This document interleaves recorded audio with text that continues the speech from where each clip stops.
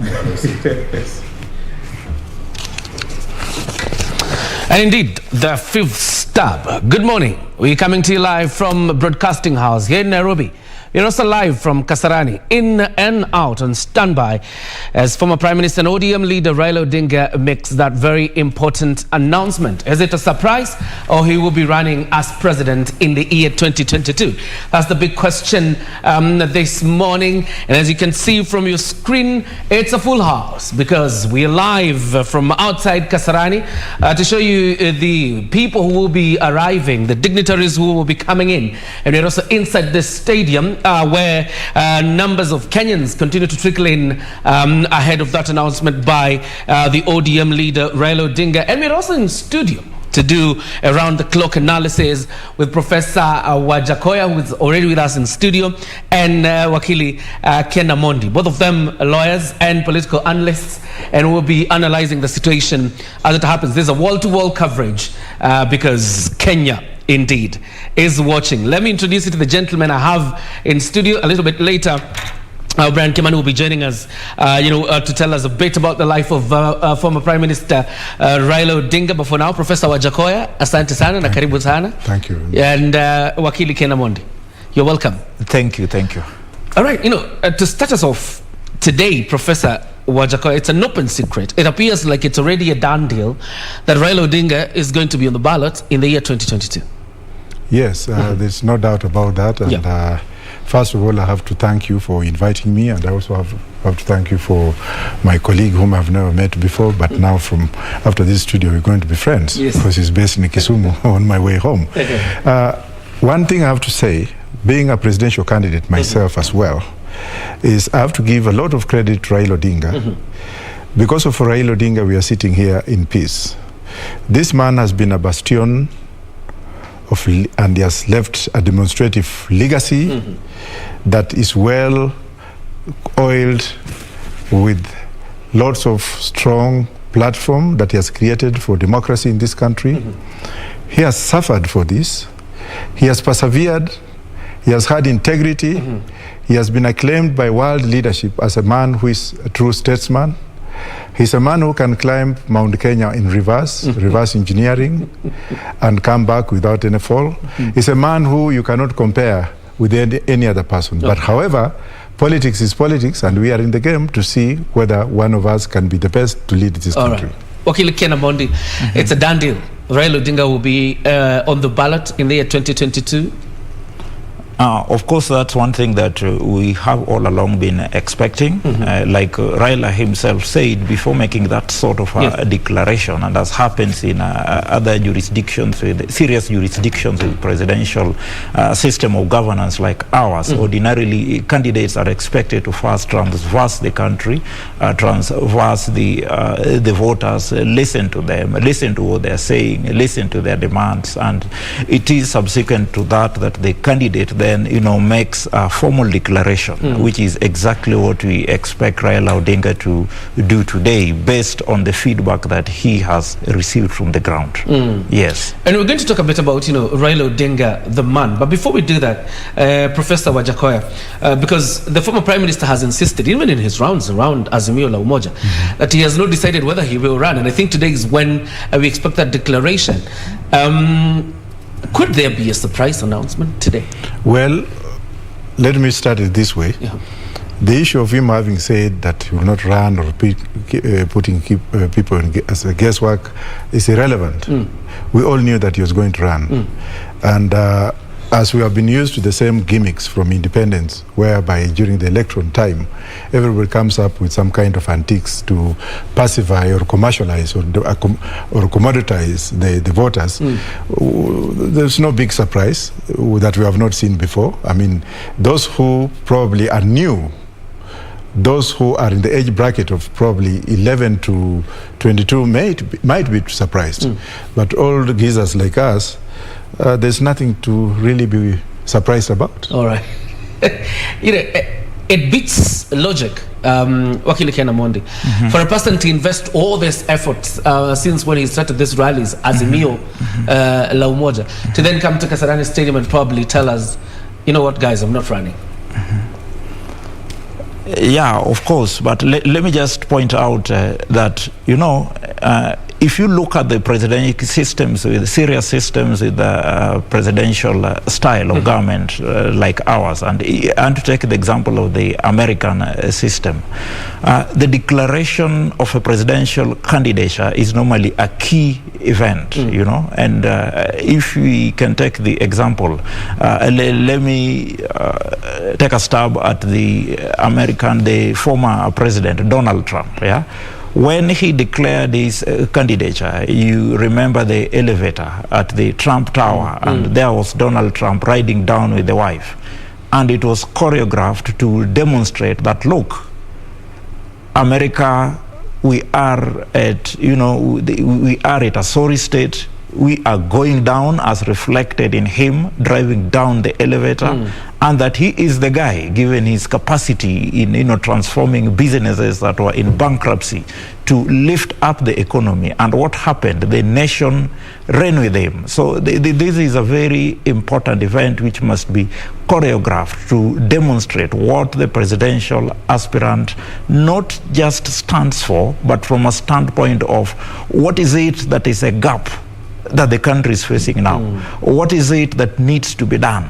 And then it is upon the presidential aspirant to then demonstrate, or rather to tell the Kenyans that, look, I am the person who has the solution to solve this particular problem. So that is what is the essence of a presidential declaration, in as much as it's just a single day, but it's something that is choreographed in such a way as to then rally the country around this particular person as we approach the election. So I expect Raila Odinga to play this along those lines. And 60,000 people are expected to have been invited to this stadium, as you can see from your screen.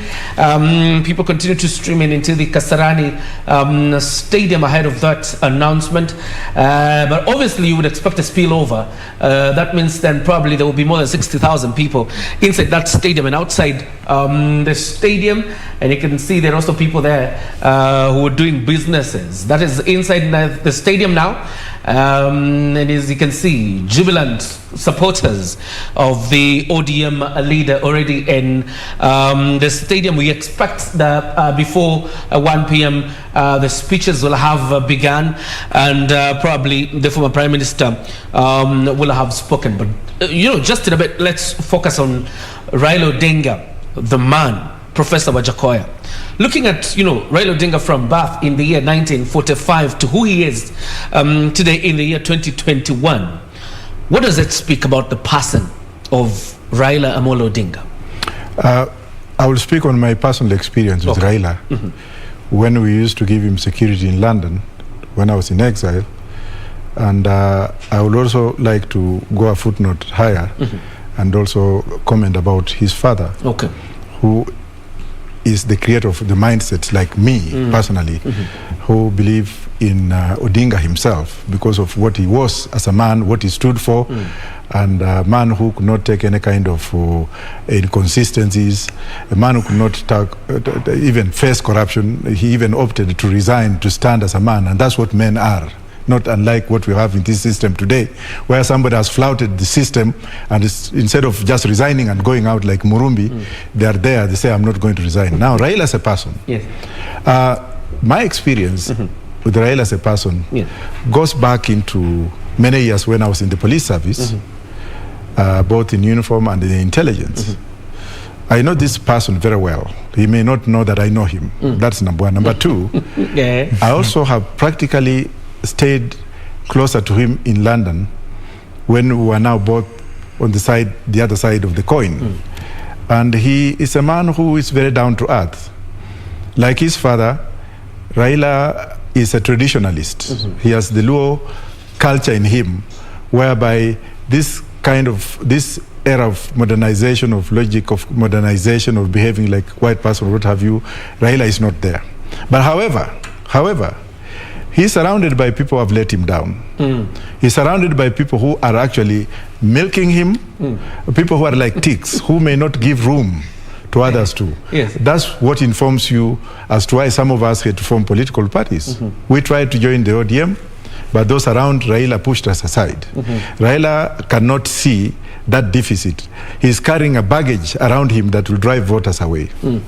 And we'll talk about that in a bit. And I think the picture is on the screen. He's the Kotu Secretary General Francis Atwoli making his way into the Kasarani Stadium, a key proponent of Raila Odinga presidency and the BBI. The president said the other day, what didn't happen will happen, and we'll talk about that in a bit. But that is Francis Atwoli. But the person of Raila Odinga, Wakili Ken Amondi, looking into his political life particularly, what does it say? I think the person of Raila Odinga, as Prof has correctly put it, you see an individual that from the word go has stood out and has been consistent in, amongst others, standing for reforms. He is the embodiment of change in Kenya. I think it goes without question that this was one of the key proponents of the multi-party system of government. Of course, after that, he was also a key proponent in terms of the fight for constitutional change, which ultimately, accrued when we had the 2010 constitution, which brought quite a number of radical changes, principle of which is devolution, and of course the anchoring of the human rights within our constitution as it stands, and which is acclaimed worldwide as one of the most progressive constitutions in the world. So that if you look at Raila Odinga along that line, then you see an individual that has stood for and that represents where the country ought to be, as it were. And I'm saying this in the context of, where we are right now as a country, where we really need to appreciate it, because that is a fact that we are in a system where, a time when systems ordinarily don't work. We are in a time or a generation where, even including those that you may call lieutenants of the former Prime Minister, and to that extent I would agree with Professor, even where they run governments or they have opportunity in government, they would really not manifest that which Raila Odinga has stood for generation and generation. So that then, I would say without any shadow of doubt that Raila Odinga, as it were, represents what, or rather how the country should be. He represents the values that we ought to stand for, the values that I can say represent or were moved, that motivated the founding fathers of the nation. I think that's where I can place Raila Odinga. As to if those have actually been achieved in the ground, other than from the aspect of the constitutional change, then the question that Prof talks of comes in the sense that, for example, Raila Odinga does not run county governments because he is the governor. Raila Odinga may not necessarily be in particular governmental organs, so that these principles can be anchored and realized within our system. So that would be the, that's the point of departure. All right. Yes. Prof, when I was talking about the Kotu boss, Francis Atwoli, and his support for BBI, you were shaking your head. I don't know whether you disagree with Atwoli or the BBI. Well, Atwoli is Atwoli, and he's one of the people who have come to self-impose himself on the Luhya community. He's a very, very greedy person in terms of him being very self-centered. He either goes his way or he does not go his way. He believes that it's a small God who is self-claimed in the Luhya community. He doesn't even want to find out whether we have other Luhyas like myself who could be very useful in this country. He goes for people who will sing his music, and if you don't sing his music, it's fine. Now, for example, a lot of people are going to run away from Raila, especially because of the remarks this man makes. When he goes to Kakamega, as he's going, thinking that he's the spokesperson of Western Province, going to bus in thousands of people without telling us where he has got the funds from, that itself is a reflective of bad leadership It's a reflective of imposition of leadership on the people. Raila does not need Atwoli. I don't know whether, my friend, you agree. Raila has built himself to be what he is. Those who have taken advantage of him and want to follow him so that they can actually come up to tell the world that I am the one who made Raila, they are just mistaken. I do not say that I have personal differences with Atwoli, but Atwoli is not inclusive. And that's why some of us are waiting for him to do his Kakamega concert. I call it a concert. And then when I launch my Roots Party, I'll go and launch and then tell the people of Western on what how I disagree with some of these politics that are rotten politics. Raila is a man who has done what he has done, and that's why the world stands for him wherever he goes. And even our own president had to recognize that the country was going in the drains. The president recognized that very quickly, and he called Raila and he said, you know what, let us put this country to the right path. And that's what has been, that's the peace that we have been enjoying from the time when they had a handshake. Otherwise, the looting and the stealing in this country was just going too far, and we thank God that Raila came in to stop that corruption. There's something you said, quite interesting. The Prime Minister has a very good record, but surrounded by people who betray him.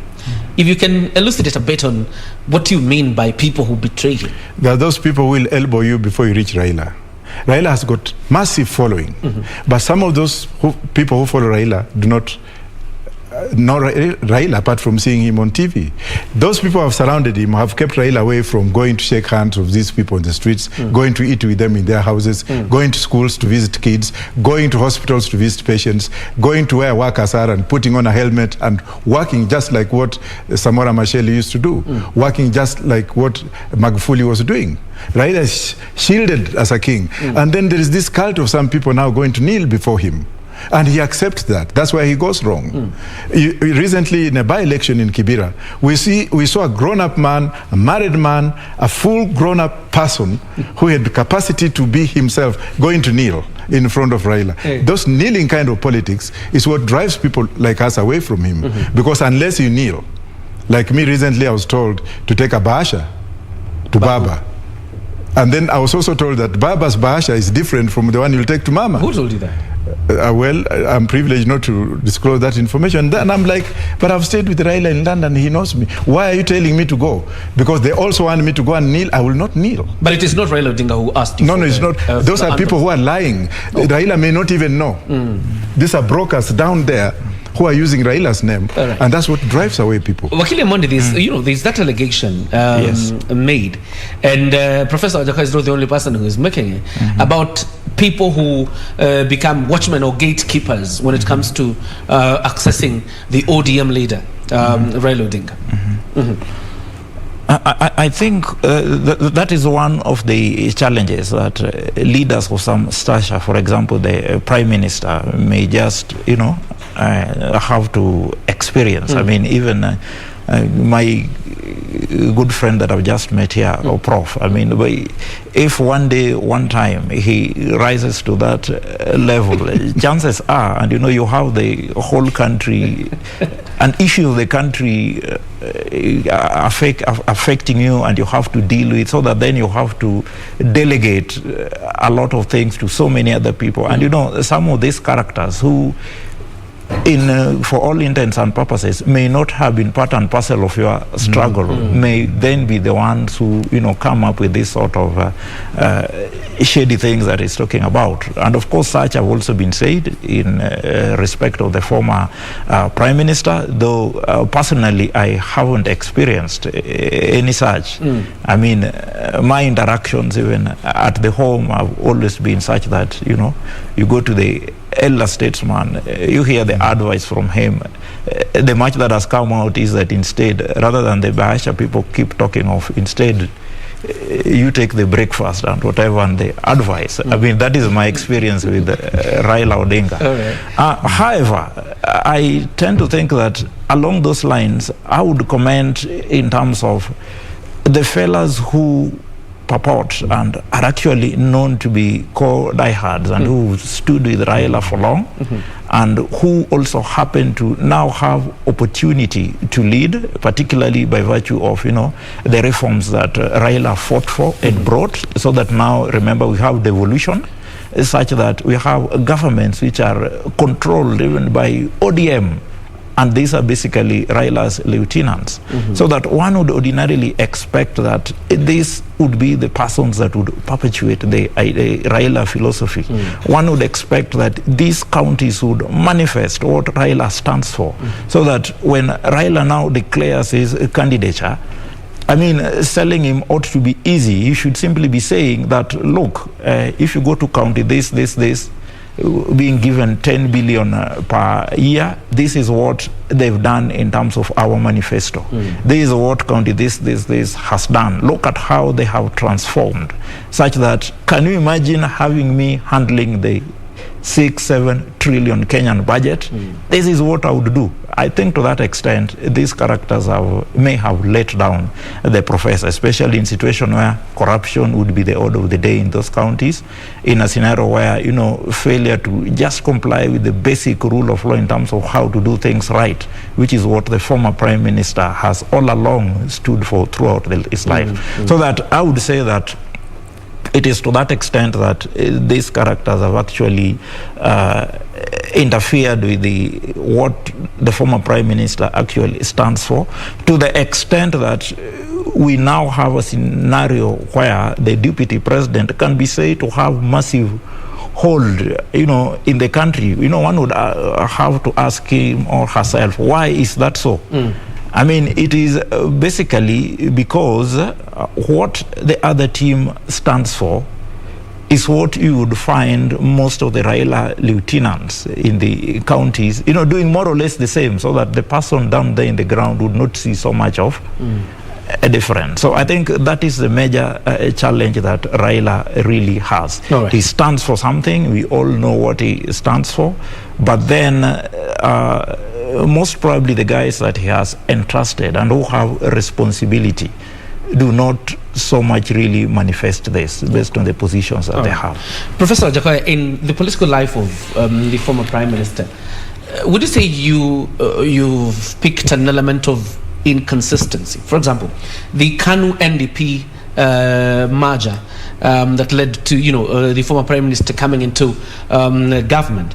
There are also those people out there who think even the handshake itself, although the president has, you know, really mentioned the importance of the handshake, there are those who feel it was a part of inconsistency on his part. Well, I would say yes, and I would also say no. Okay. I would say yes because the prime minister wanted really to be in the government, because he was feeling being left out, and that's why now he's one of the government projects. Right now, Raila is riding on the government vehicles, police, and everything. Even Uhuru Park and what have you. Yes, Raila is part of the government project, and the handshake led to that. That is a fact. Whoever wants to hang me can hang me when I leave the studio. But on the other side, yes, that handshake actually came with a meaning. People were crying. Yeah. People did not know where to go. The monies were being looted. The Aror Kimorer, I don't know if I pronounce, yes. Kimorer Dam, the looting of maize, the maize scandals in Rift Valley, the bloating of the cabinet by people from two ethnic communities. I mean, the whole world was just going into disarray. The appointment in government was solely pegged on which tribe you came from, which community you came from, and how loyal you were. And that's why there was government mismanagement. So Raila's coming in and shaking Uhuru's hand was actually a litmus test that stopped that ego. And from that time up to now, we have not had big corruption scandals. He also stopped this preeminence of people going to use government projects as their own personal projects. People opening roads that were not there. People going to Canaan when they were in Jerusalem. So all that actually came up with a mixed feeling. And at least there was sanity and peace. And there have been peace since that particular time. The business has opened up. People have been booming. If you go to Ngara right now, or from that particular time, you see a cross-section of people walking up and down. And when people are walking, that means they are busy. That means they are doing something to enhance their livelihood.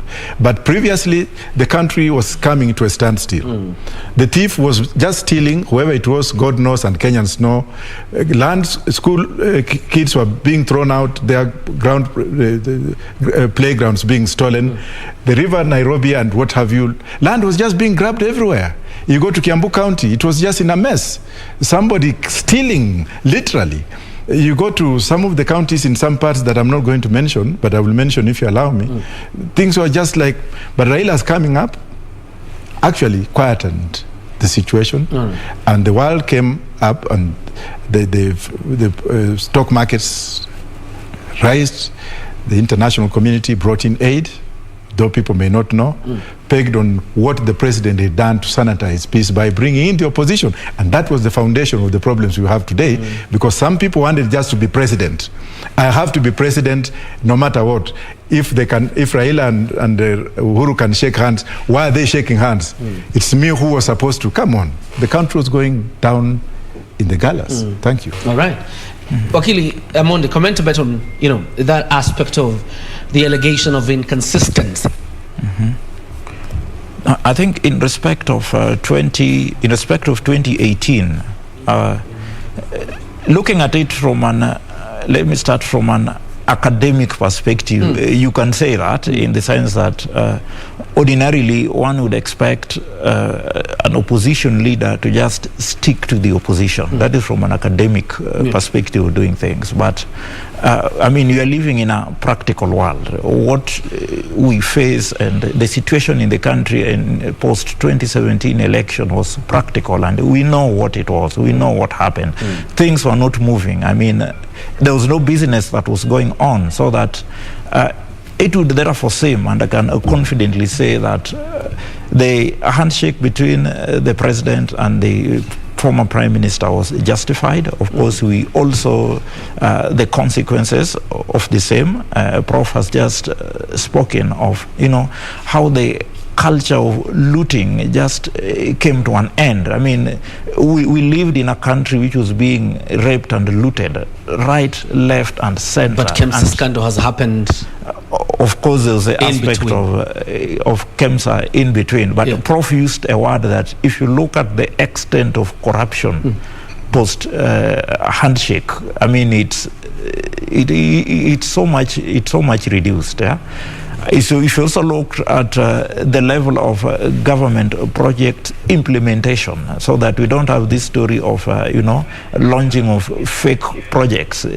Things are actually moving throughout the country. Look at the expressway, Look at, for example, if you go to the other part of the world, Western Kenya, the ports, and look at the Lamu port thing. I mean, there's so much that has happened in between. Of course, there's also the question of national unity. The fact that previously there's a sense in which a significant number of Kenyans felt locked out of the national government, and you can't live in that sort of a society where 40 tribes feel probably only 2 are in a government. So that after the handshake, there's a sense in which there was an element, a feeling of inclusivity, which is really key even towards economic development, because once a significant mass of the country feel detached, then we cannot have economic development and prosperity. So that I would say that it would seem that even when Raila has gone against the norms in terms of cooperating with the government system,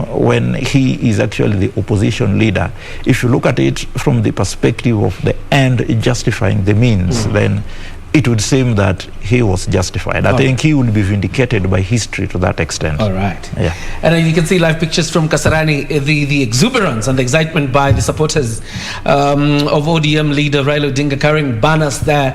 That's that's right in the center of that stadium. And clearly this looks like Professor Wajakoya. The supporters of ODM leader Raila Odinga appear to believe that this is the most realistic shot ever the former Prime Minister has ever had in his running for presidency. I don't say supporters of Raila that this is the first time they are thinking like this. Raila's diehard supporters are diehard supporters right from the time when they started supporting Raila. So even if they are going in that one, that crowd you see is a crowd that has gone in with their heart, not burst in. Those who have been burst in probably are those delegates who have come from elsewhere. But if you go in the streets of Nairobi and you go even to the estates, you'll find that there are some people who are born to support Raila, even if they have not met him in person. And that's what democracy is, not autocracy. Most of Raila's rallies, people sleep praying to wake up to go voluntarily without being bussed in. But if you look at the opposite, which I'm not going to mention, of course it's obvious, people get bussed in. And before I answer your question, recently when I was campaigning in Mumias, I did what I did and I came out. And somebody also went there. And you'll find buses coming from as far as Vihiga, Kapsakwany, Nandi, bringing in people to Mumias to accelerate the crowd. Raila doesn't need that. In fact, if Raila was to go to Mumias and I was go to Mumias, well, we shall meet because that's my home ground to test my popularity.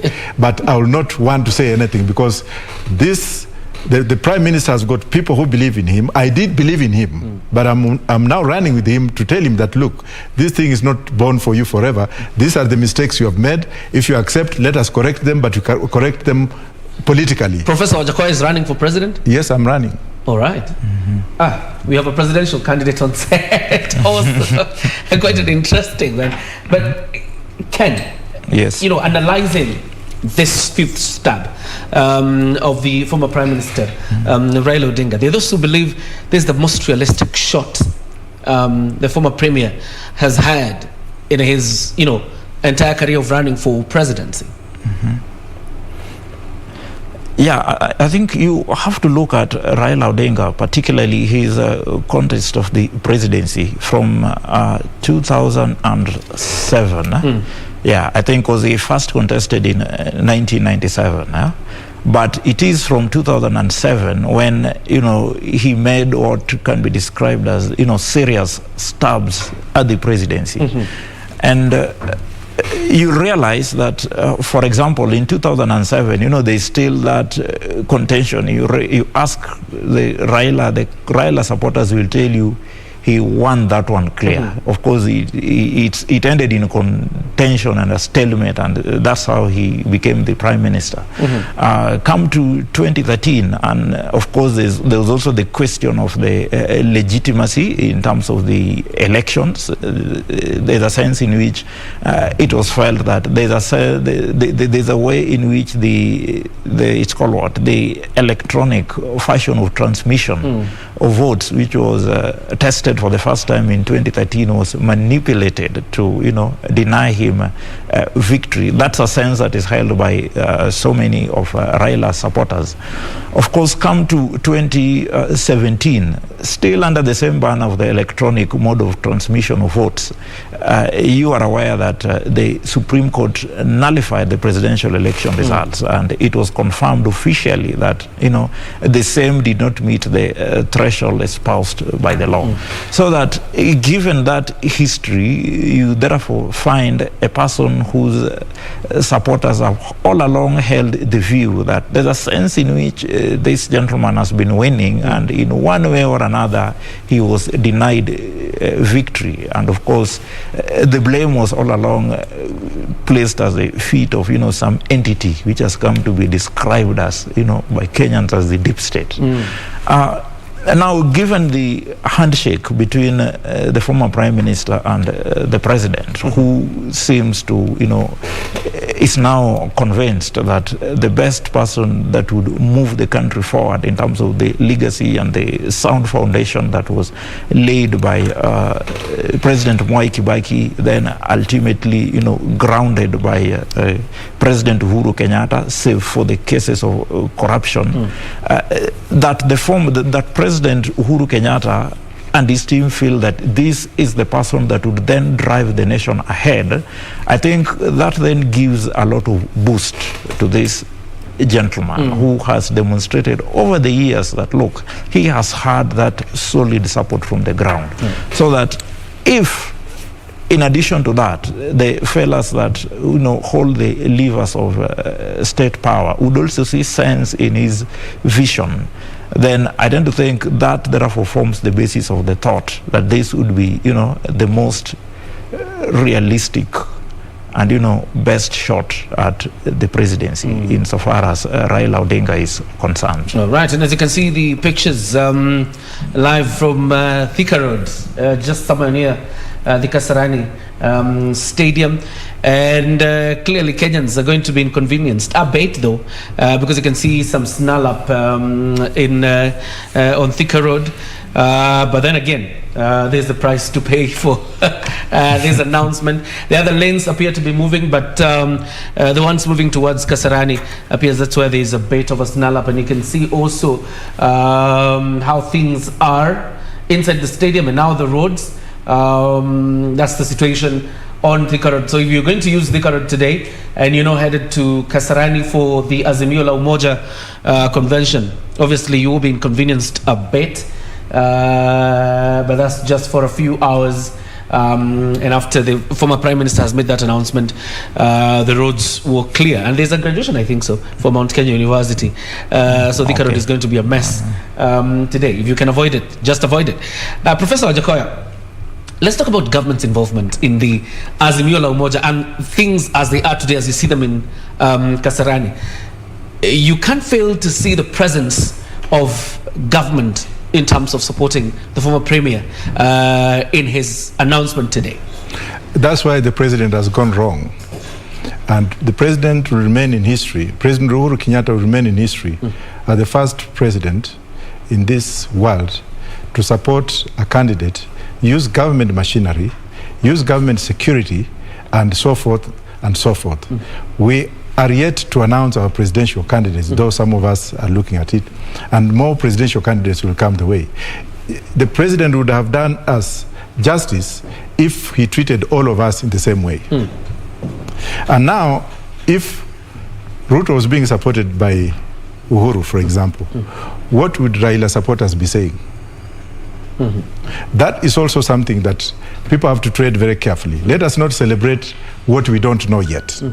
Because some of us have not started. And even if it's the masses in Uhuru Park, let them be there. If I go to to Kasarani tomorrow, definitely I will also have my own mass. You have seen history repeating itself in Uhuru Park. Kalonzo goes in today, the whole place is full. The same people just change uniform and what have you. So that's not really a big deal to me. But what I want to say is that the government itself has given itself a stab by giving preferential treatment to one candidate over the rest of the candidate. And on this one, it might have its own ramification, and Raila might lose elections on that. Quite interesting, and we'll talk about that government support in terms of the outcome of the election. But Wakili Amondi, government's involvement, obviously the presence, even in the Mount Kenya Foundation meeting, I think we saw a number of cabinet secretaries and PSs in that meeting. And you can't help but see government aiding this meeting today, albeit silently. I can say that, and I think I mentioned it a little bit in the last time when you asked me a question, that the country, if you look at it keenly after 2017, and Prof captured the mood well when he talked of the looting spree, where the country was just going haywire. It means we are at a momentous moment as a country. And I want to believe that for the president, it's therefore more about protection of legacy. I mean, if I was in President Uhuru Kenyatta's shoes, I think I would somehow think along the same lines. And it's not strange. We all remember when President Barack Obama's term was ending. And I mean, he took there's that distinction of him as being the American president that went all out to campaign for Hillary. You know, that was anti-American presidential system way of doing things. And why was President Obama doing that? I mean, given the rhetoric that he saw in Donald Trump, he knew if we have this guy there, we will lose direction as a country. Of course, majority of Americans thought otherwise. They voted for Donald Trump. But what happened? we saw the result. Isn't think that what Professor is alluding then, that the support of an incumbent could actually be costly to the candidate running? Do you have a perfect example in Clinton and President Obama? Not necessarily. It could, but it could also not. And particularly when you're dealing with the candidate Raila Odinga, you are talking of someone who already has that base. You are talking of someone who, like in 2017, as was manifested in the election, more or less controlled like half of the country. So that Raila would not ordinarily qualify as someone's project. But if you look at it in terms of the big picture, given the crossroads in which we're finding ourselves as a nation, given the fact that we have there's a legacy that has to be protected, and there's a sense in which some mindset must just be, removed from the country. There's a culture that there is a risk of the country being led in the hands of persons that would make, looting be the order of the day, shortcuts be the order of the day. I mean, it's all about our future as a nation. It's about the heart of the nation.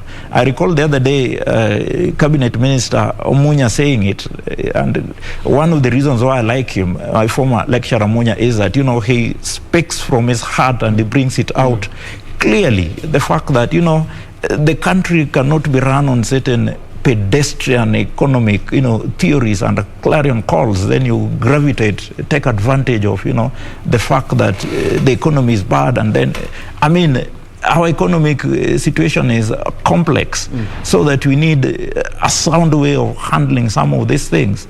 So that, looking at it from that perspective, I think the president, given the fact that he is keen about his legacy and where he is reached, and knowing the deputy president more than any other person, because I think if there's one person who has got the data about us, it is him who is in the office of the president. There must be good reason why he deliberately ensured that in one way or another, the system of governance, in as much as he ought to be neutral, is directed towards a particular line. And I want to believe that he would have done it to any other candidate, even my good friend Prof, had it been that from their estimation of intelligence in terms of strength of candidature of the individual candidates, if the information was such that probably Prof has got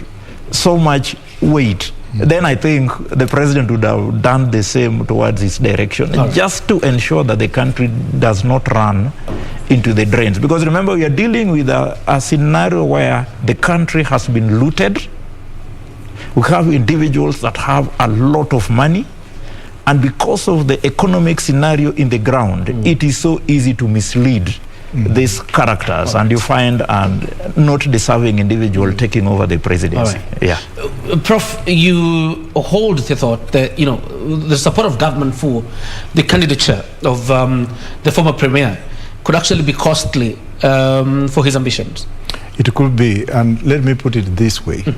The former premier is now officially the de facto leader, because he represents Uhuru in almost everything. Nothing wrong with that. But at the same time also, if you look at Ruto is also using government machinery and abusing it.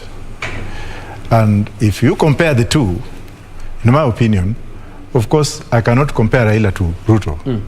Raila has not stolen that much openly, like what this other part. He has stolen, but not that much. Yes, of course, definitely. Corruption is both sides. There's nothing I can. Yes, but what I want to say now is, the government, where the government supports an incumbent, statistics and scientific research has shown that the incumbent will always fail unless rigged. Okay. We shall start with what happened with Moi when he put Uhuru as a project. That project failed. When now the issue of Uhuru Kenyatta came up, the TNA and URP coming together, or let me say when Kibaki now brought in the issue of Uhuru as a project, definitely Raila won with the landslide. and the election was rigged, and the courts were so much ashamed that they said this is whatever. But let's not go into that need. How do you expect other presidential candidates like myself and those yet to announce to compete in this kind of field where other presidential candidates are given everything they want? The ground is uneven. Is uneven. All right. That is also rigging, and that is what the president is doing wrong. Actually, he should be charged in a court of law for violating the election, the Elections Act. All right. And also, Raila and Ruto should also be charged because they are violating the elections. The presidential elections has not yet been announced, and they started campaigning very early, taking advantage of the government supporting them, one directly and one indirectly. That is not what actually. And Raila did not need the government to support him for this. Raila himself would win the election without even the government support. Well, if they are supporting him to actually actualize what they did to him in 2007, it's okay. What do you think? But however, what I'm trying to say here is that it is Raila's day, and it's a competition, and this caping of the Electoral Commission coming up and saying and regulating the conduct of fundraising, while they know that the government is not actually telling the Electoral Commission how much money it is spending on the candidates directly or indirectly, that in itself is also unjust. Right. Therefore, what I'm trying to say here is that there are 40% of undecided voters, 40% of undecided voters who will not vote for the status quo. And trust me, don't just look at me, I'm not here to grant it myself, but I might get a lot of You actually votes. could be the beneficiary of the 40% undecided voters. Yes. And we're live on YouTube as well as on Facebook. Our platforms, online platforms are live. You can watch from there as well as on your set. And thank you very much for the comments coming in. And we'll be sampling some of them, so keep them coming, particularly on our YouTube live stream. Wakili Amondi, the elder brother to Raila Odinga, Dr. Oburu Oginga, said something very interesting. Now, this time round, we are going to win this election because we have system on our side. We have deep state on our side, and you alluded to that. I asked the former Prime Minister that question directly, I think about a month ago, and his response to me was, he is not a government project, and Dr. Oburu was jesting in his usual manner. How does Raila Odinga, or how will he be able to delink himself from the tag of a government project?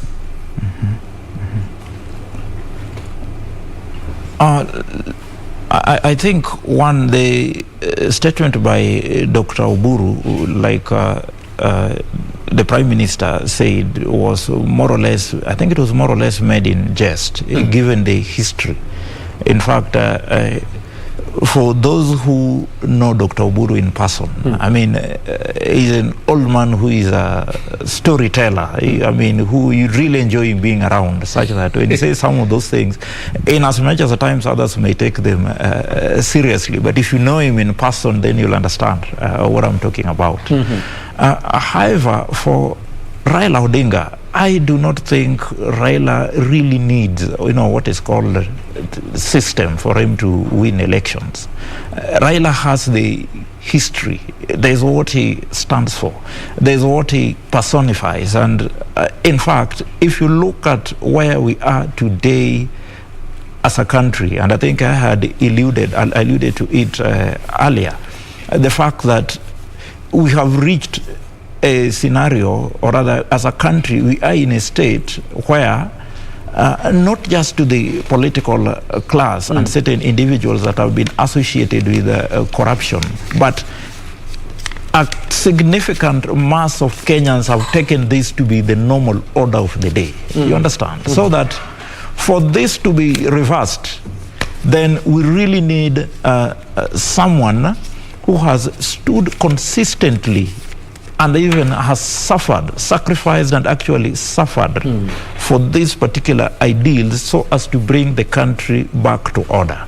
Good, I mean, the fact is, throughout the country, this is something for which Raila Odinga has been appreciated for.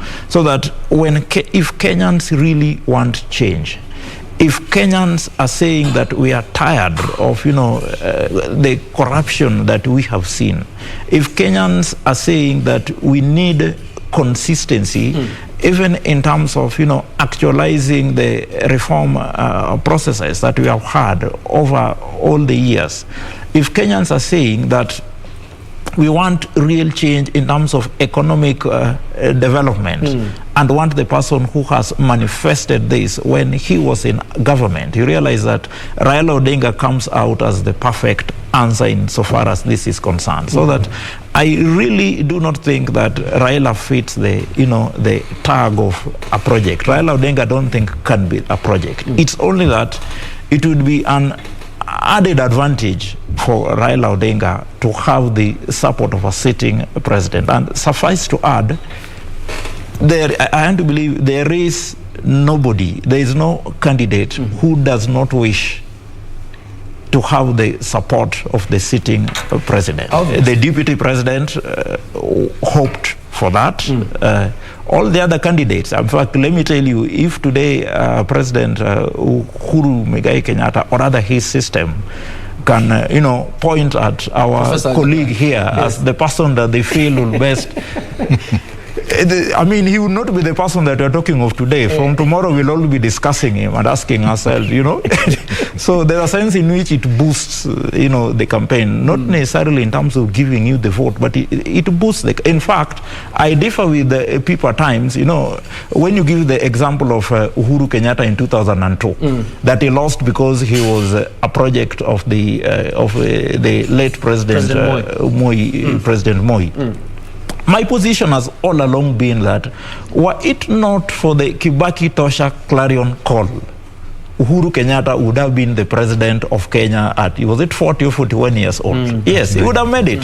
Yeah, so let us not always take, how this notion that the mere fact that you have got the support of a sitting president, then that would mean that your presidential bid will flop. It depends on so many other factors. All right. Yeah. And clearly you can see from the pictures you were seeing earlier, the likes of Millie Odhiambo Gesa leading other ladies there in dance and song as the stadium continues to fill ahead of that announcement. And in a bit we'll also be linking up with Brian Kimani to give us a little bit of the history and the profile of the former Premier Raila Odinga.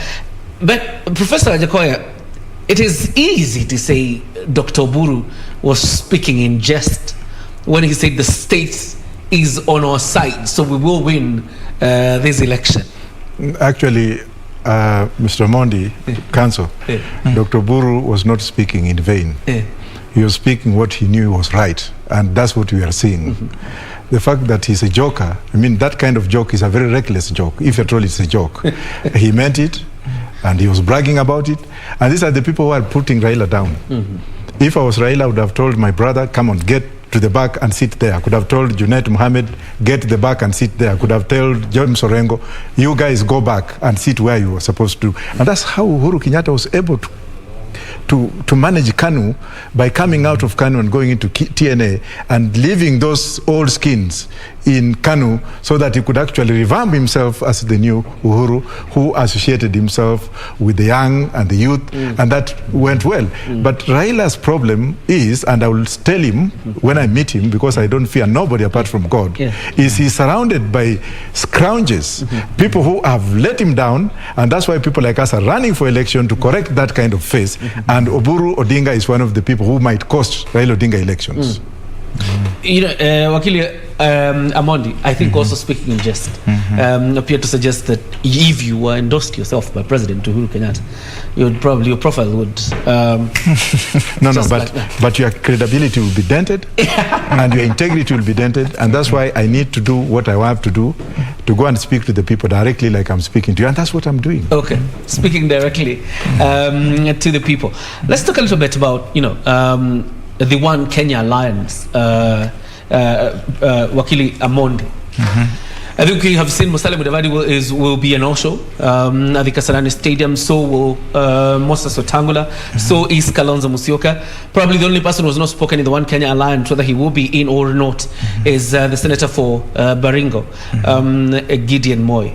Is it significant? Is it significant, the no-show by the One Kenya Alliance, who so many people tout as probably the magic that would hand Raila Odinga this presidency?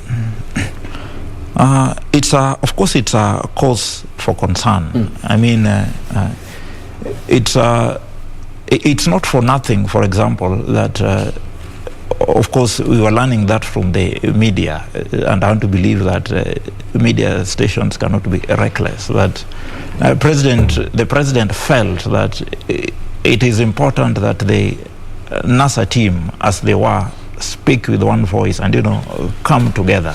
I think it would be the interest of so many of us, and even myself, that there's a way in which Kalonzo Musyoka, Musalia Mudavadi would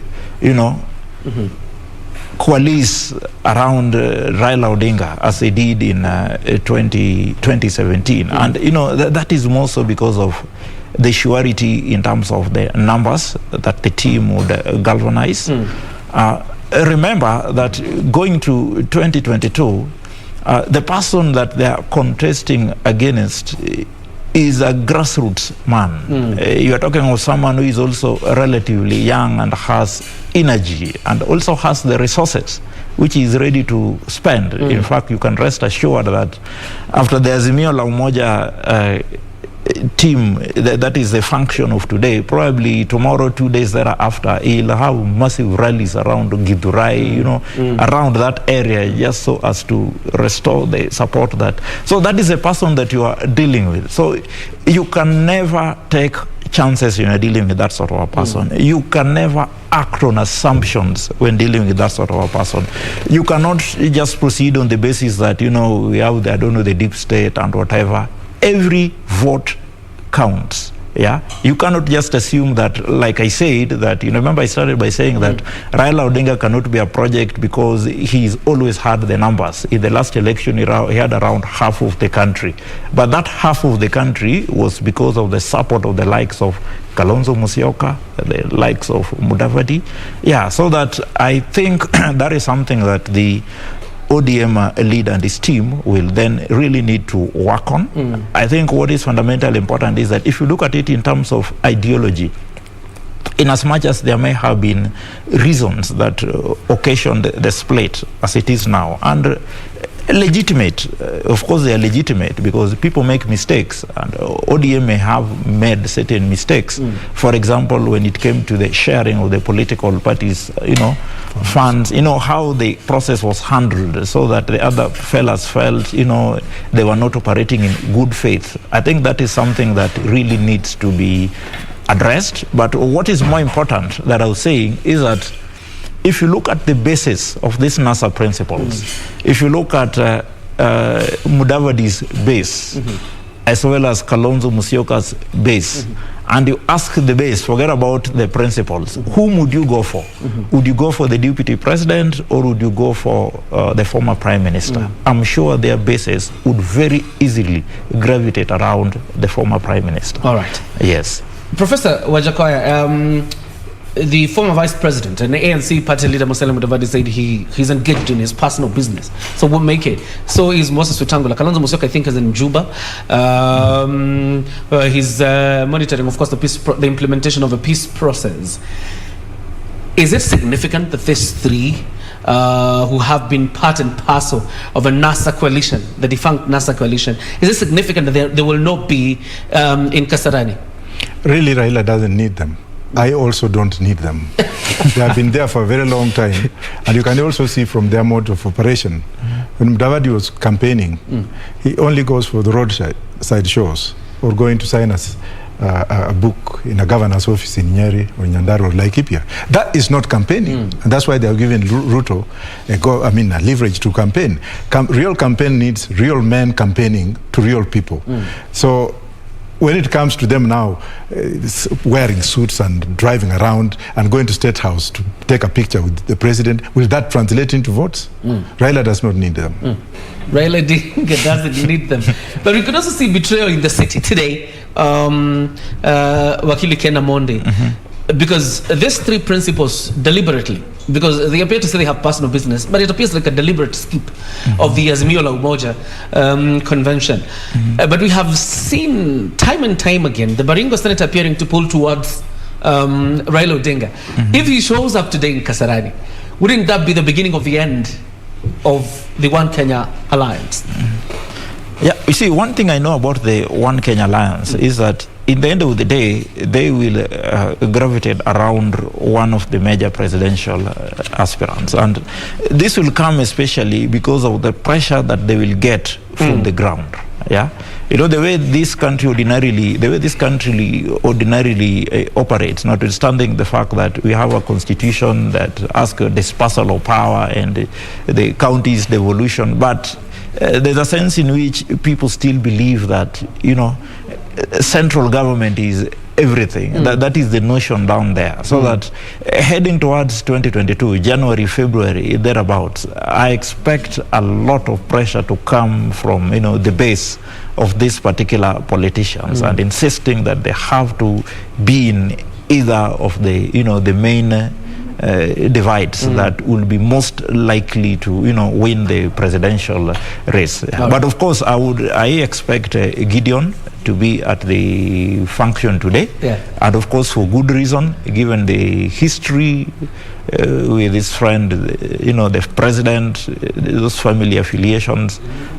Gideon, I expect to be at the function. All right, and we'll see whether Gideon Moi will make it to Kasarani today, and we'll continue with that analysis, particularly in the One Kenya Alliance and what it portends for them, the meeting today. But for now, I want us to head straight to Mombasa. Like I told you, we're live from several locations. We're live in Kisumu, we're live in Mombasa, we're live in Kasarani, both in and out, and we're live in studio now.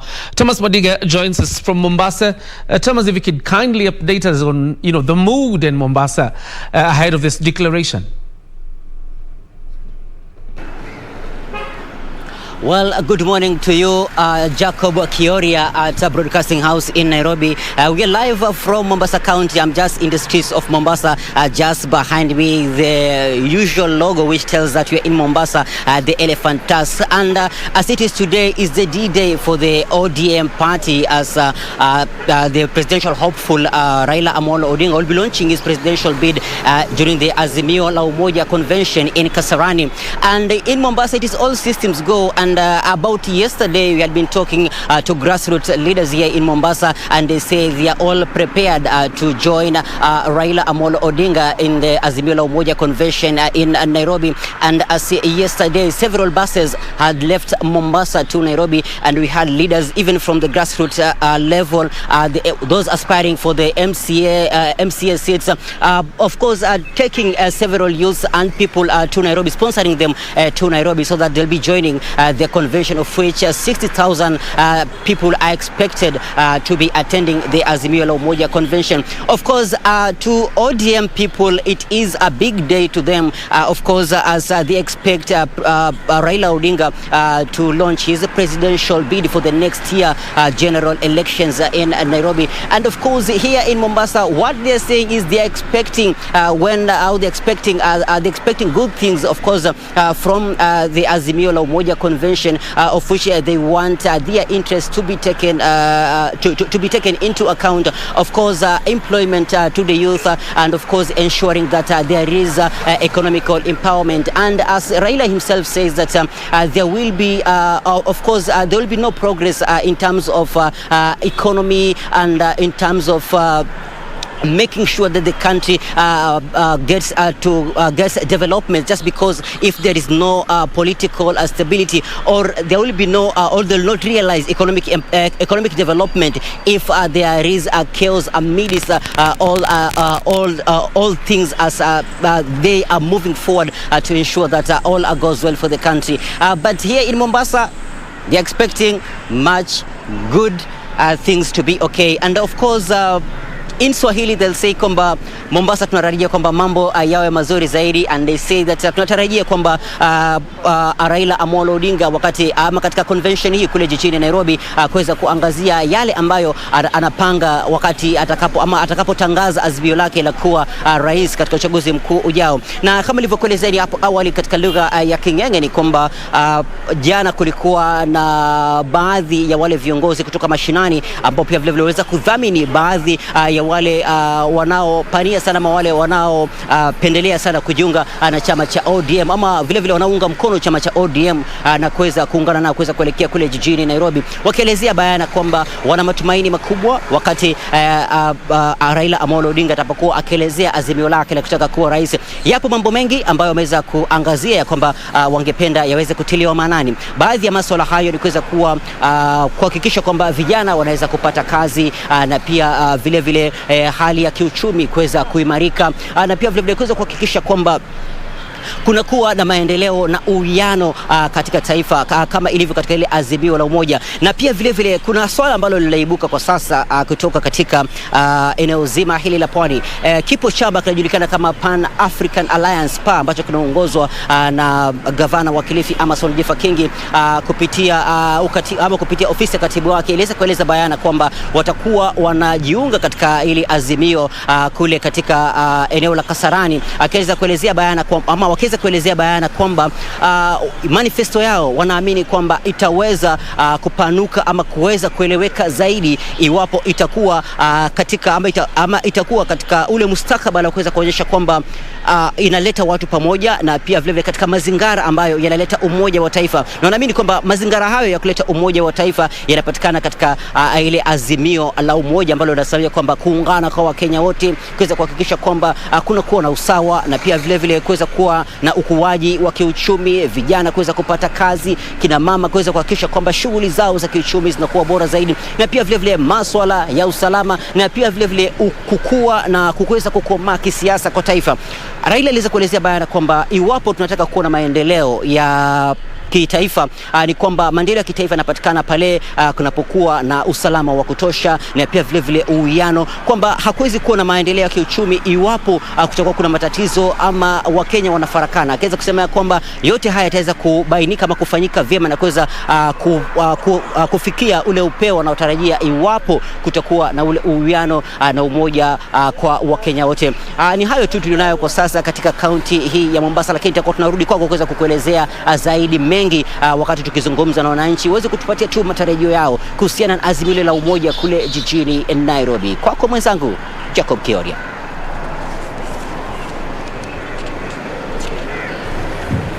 Asante sana Michael Mwandiga kutoka kaunti ya Mombasa akitupasha kuhusu matukio kwenye kaunti hiyo na jinsi wa Kenya kutoka eneo hilo wanajitayarisha kabla ya yale ambayo Raila Odinga atakuwa anasema pale Kasarani. And he has already left his home, headed towards Kasarani. And that means again we have to keep linking up with our reporters from Kasarani as well as in Kisumu. In a bit we'll be linking with Simon Achola, who's on standby in Kisumu. But before then, Professor Wajakoya, if Gideon Moi today shows up at the Kasarani Stadium in support of Raila Odinga and the Azimio la Umoja, doesn't that mean then the One Kenya Alliance has disentangled? One Kenya Alliance died long time ago. It did? Yes. When? Long time, I don't want even to talk about it. Long time. That's very interesting. It died long time ago. Yes. How did it die? Why did it die? How do you put 5 men into a cage? And each of them is fighting for survival. Each of them wants to be the president. What formula will they use to come together to appoint one of them to be? All right. Either Gideon joins Raila or joins me. Because now I'm more popular in West Pokot and Baringo than some of these people. Leave Raila out of this. Let's look at the One Kenya Alliance with the people like us. let's leave it for those who know what we are doing in the field. All right. So what options exist then for, if it is disentangled or it died a long time ago? Because each one of them has ambitions. At least for Musalia Mudavadi, we know he has serious ambitions. So is Kalonzo Musyoka. Moses Wetangula has been on and off about his presidential ambitions. But the two gentlemen, that is Musalia Mudavadi and Kalonzo Musyoka, have been serious that they want to vie for presidency. What happens to them? Do they run on the individual parties then? Well, Musalia is my friend, and we come a long way. But if he runs, and we come from the same backyard, he'll be denting himself because he has run before and he has not shown up, whatever. Secondly, so if Musalia joins Raila as running mate, Ruto will win tomorrow, or I will win day after tomorrow, because Mount Kenya will not want to be left out. So if you put mathematics together, definitely it will be to the advantage of me or Raila or Ruto if none of them ran within our circle, me, Ruto, and Raila. Because Ruto is already positioning himself in Mount Kenya. And obviously, our brothers and sisters in Mount Kenya will not want to be left out of the knee. But for a person like me, I'm not even going that direction. I will surprise this country by having somebody who has never even been in existence as my running mate. Your running mate. Right, O'Brien Kimani joins us on set right about now to give us a little bit of a profile of the former Prime Minister. And O'Brien, you will agree with me, it's quite a rich profile, the profile of the former Premier.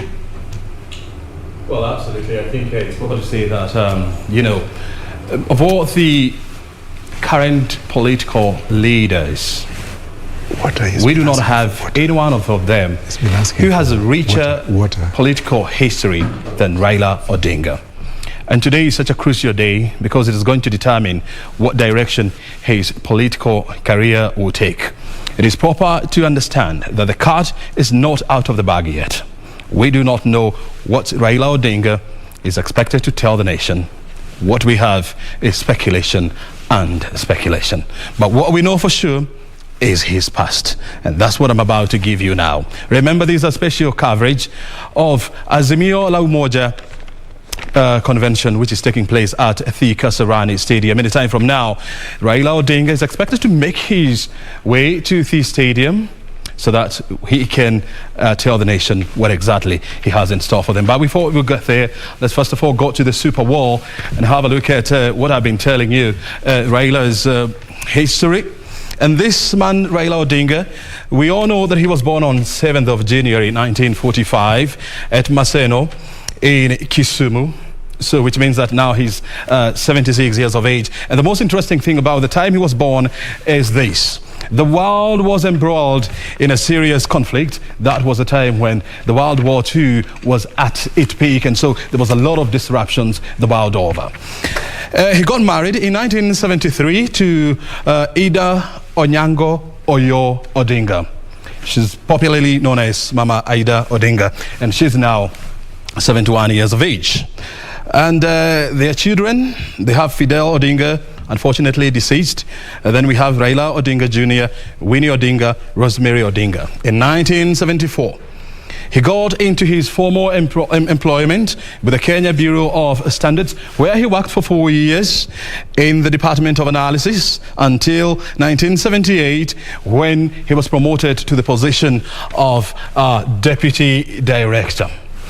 And he worked until he resigned in 1982, and he was accused of plotting to overthrow the government of President the late Daniel Arap Moi. That was back in 1982. We all remember the August coup of 1982, and this is a lot of analysts will tell you that this time marked the death of the Kenyan economy, because the political class concentrated so much on consolidating their political power base instead of putting Kenya's economy at the forefront. And this is a time where a lot of them will tell you that the Kenyan economy started performing fairly bad.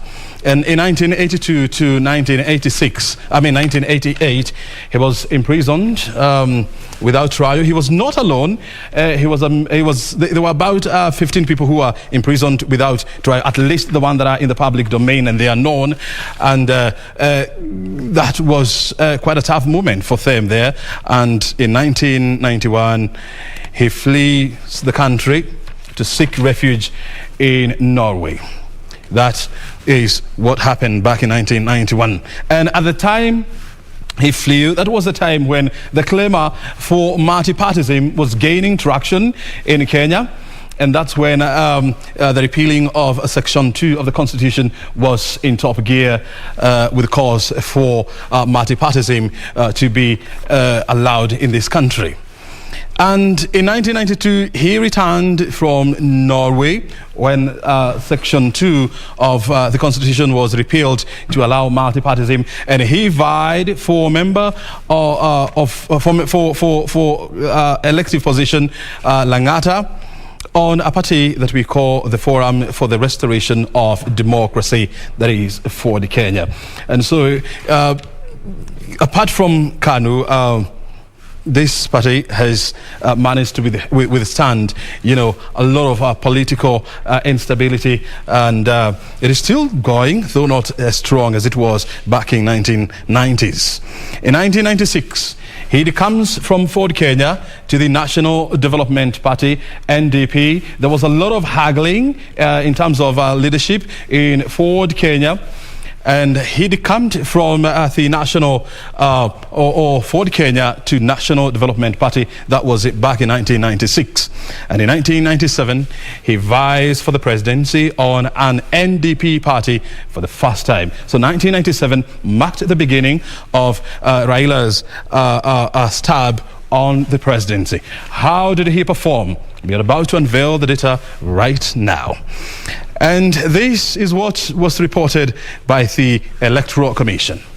There were three candidates, or what would you call the three main candidates, and we had Daniel Arap Moi, the president back then, who was vying on a KANU ticket, and he managed to garner 2.445 million votes, which was about 40% of all total votes cast. Mwai Kibaki was second, vying on a DP ticket, or Democratic Party, who managed to get 1.89 million votes, or 31.09% of all the total votes that were cast back then.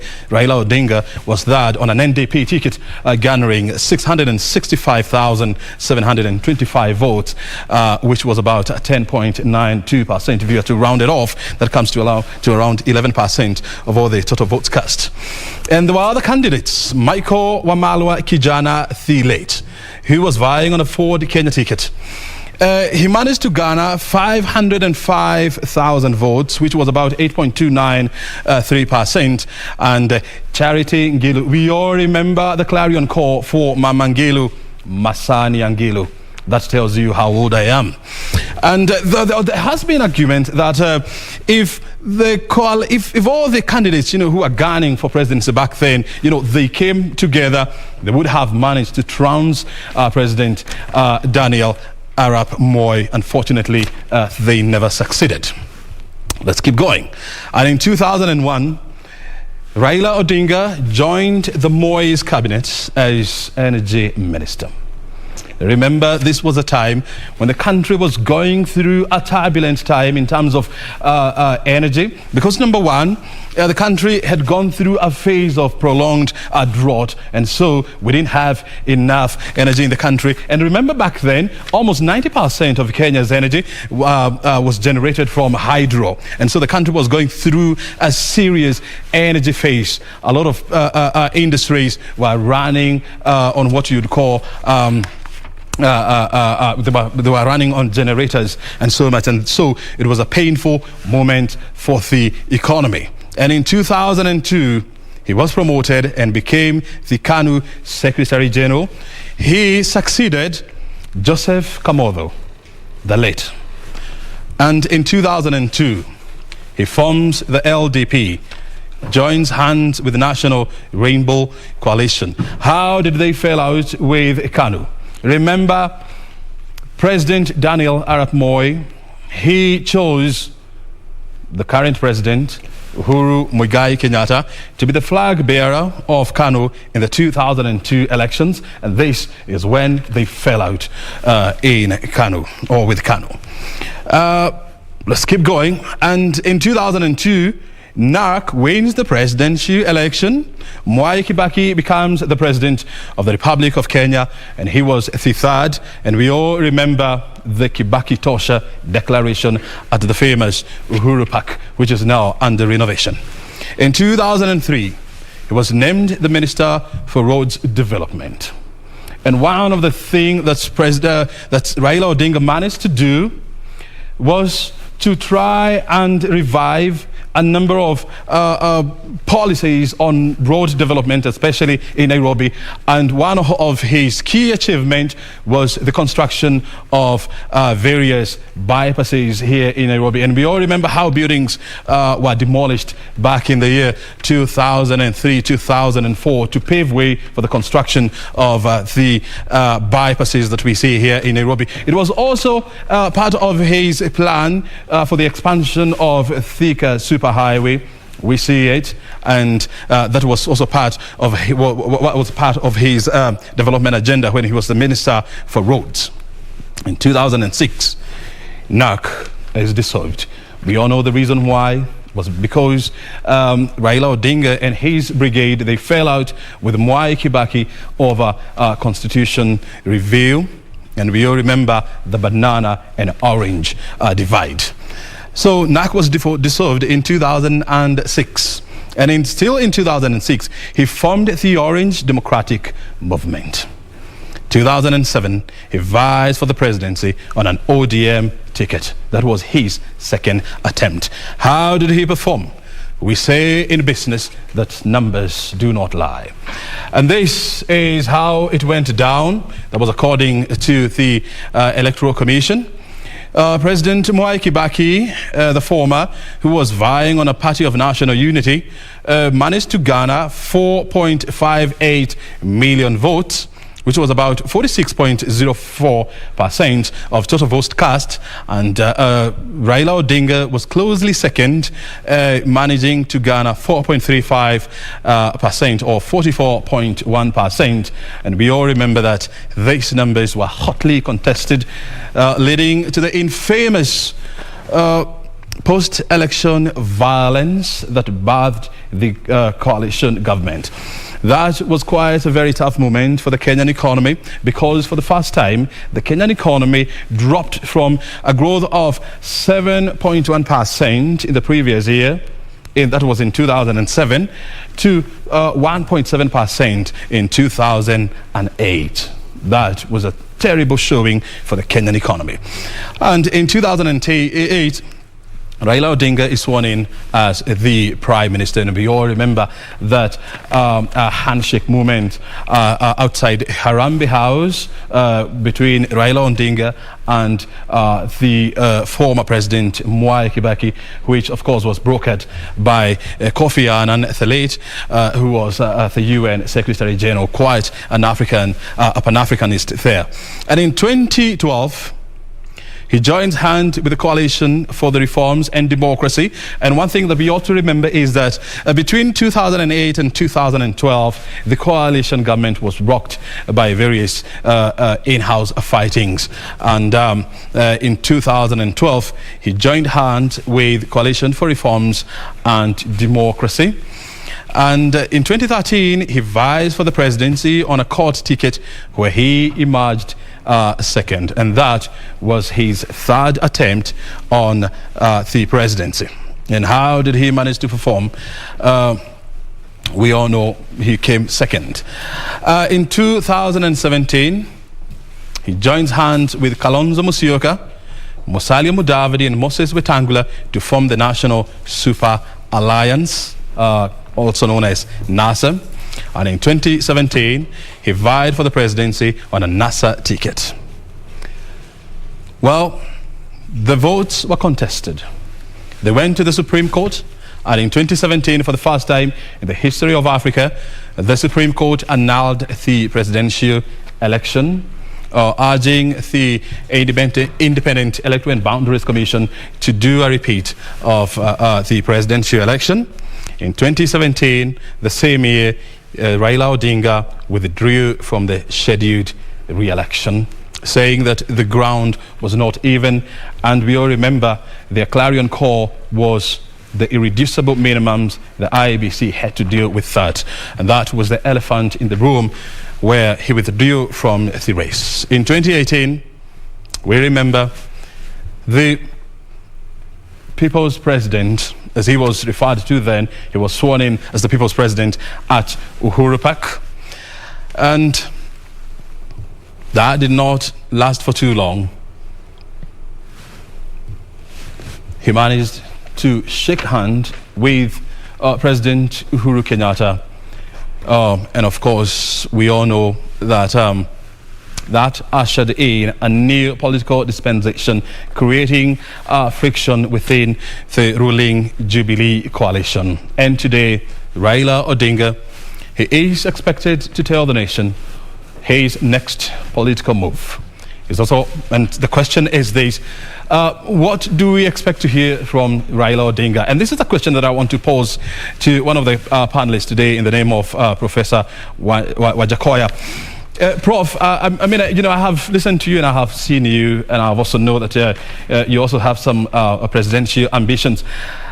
What if Raila Odinga was to stand in front of the people and say, I've ran the race, that marked the end, and I'm not vying for presidency in the year 2022. What do you think, or what implication will this have on Kenya's political landscape? Well, it will cause mayhem. Mayhem? In his support base areas. There are those people who believe that if Raila is not on the ballot, the world is not on the ballot, is not in its own conscience of the mind. But to the other side, people will praise him. History will remember him as a person who came up and said, you know what, I'm following what Mandela did. Mandela ran promised people that he was not going to do a rerun. He ran for one term and he went. And then he will go graciously, and history will remember him for life and for life. What if he came today? Let me just also say it in the other way.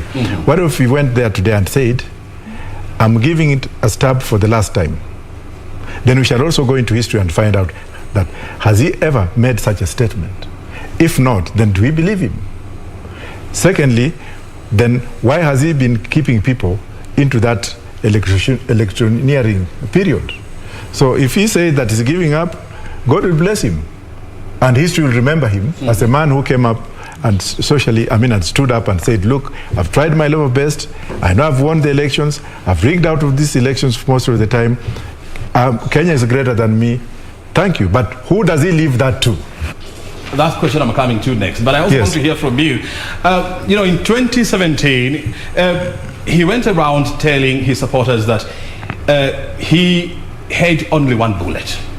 It was only one bullet that was remaining on the presidency in 2017.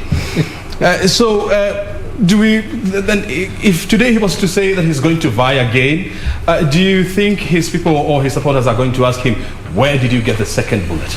Well, I may not know whether it was the real bullet, whether he had his gun and the gun did not have missed one bullet. There's that possibility because he's entitled to have a firearm.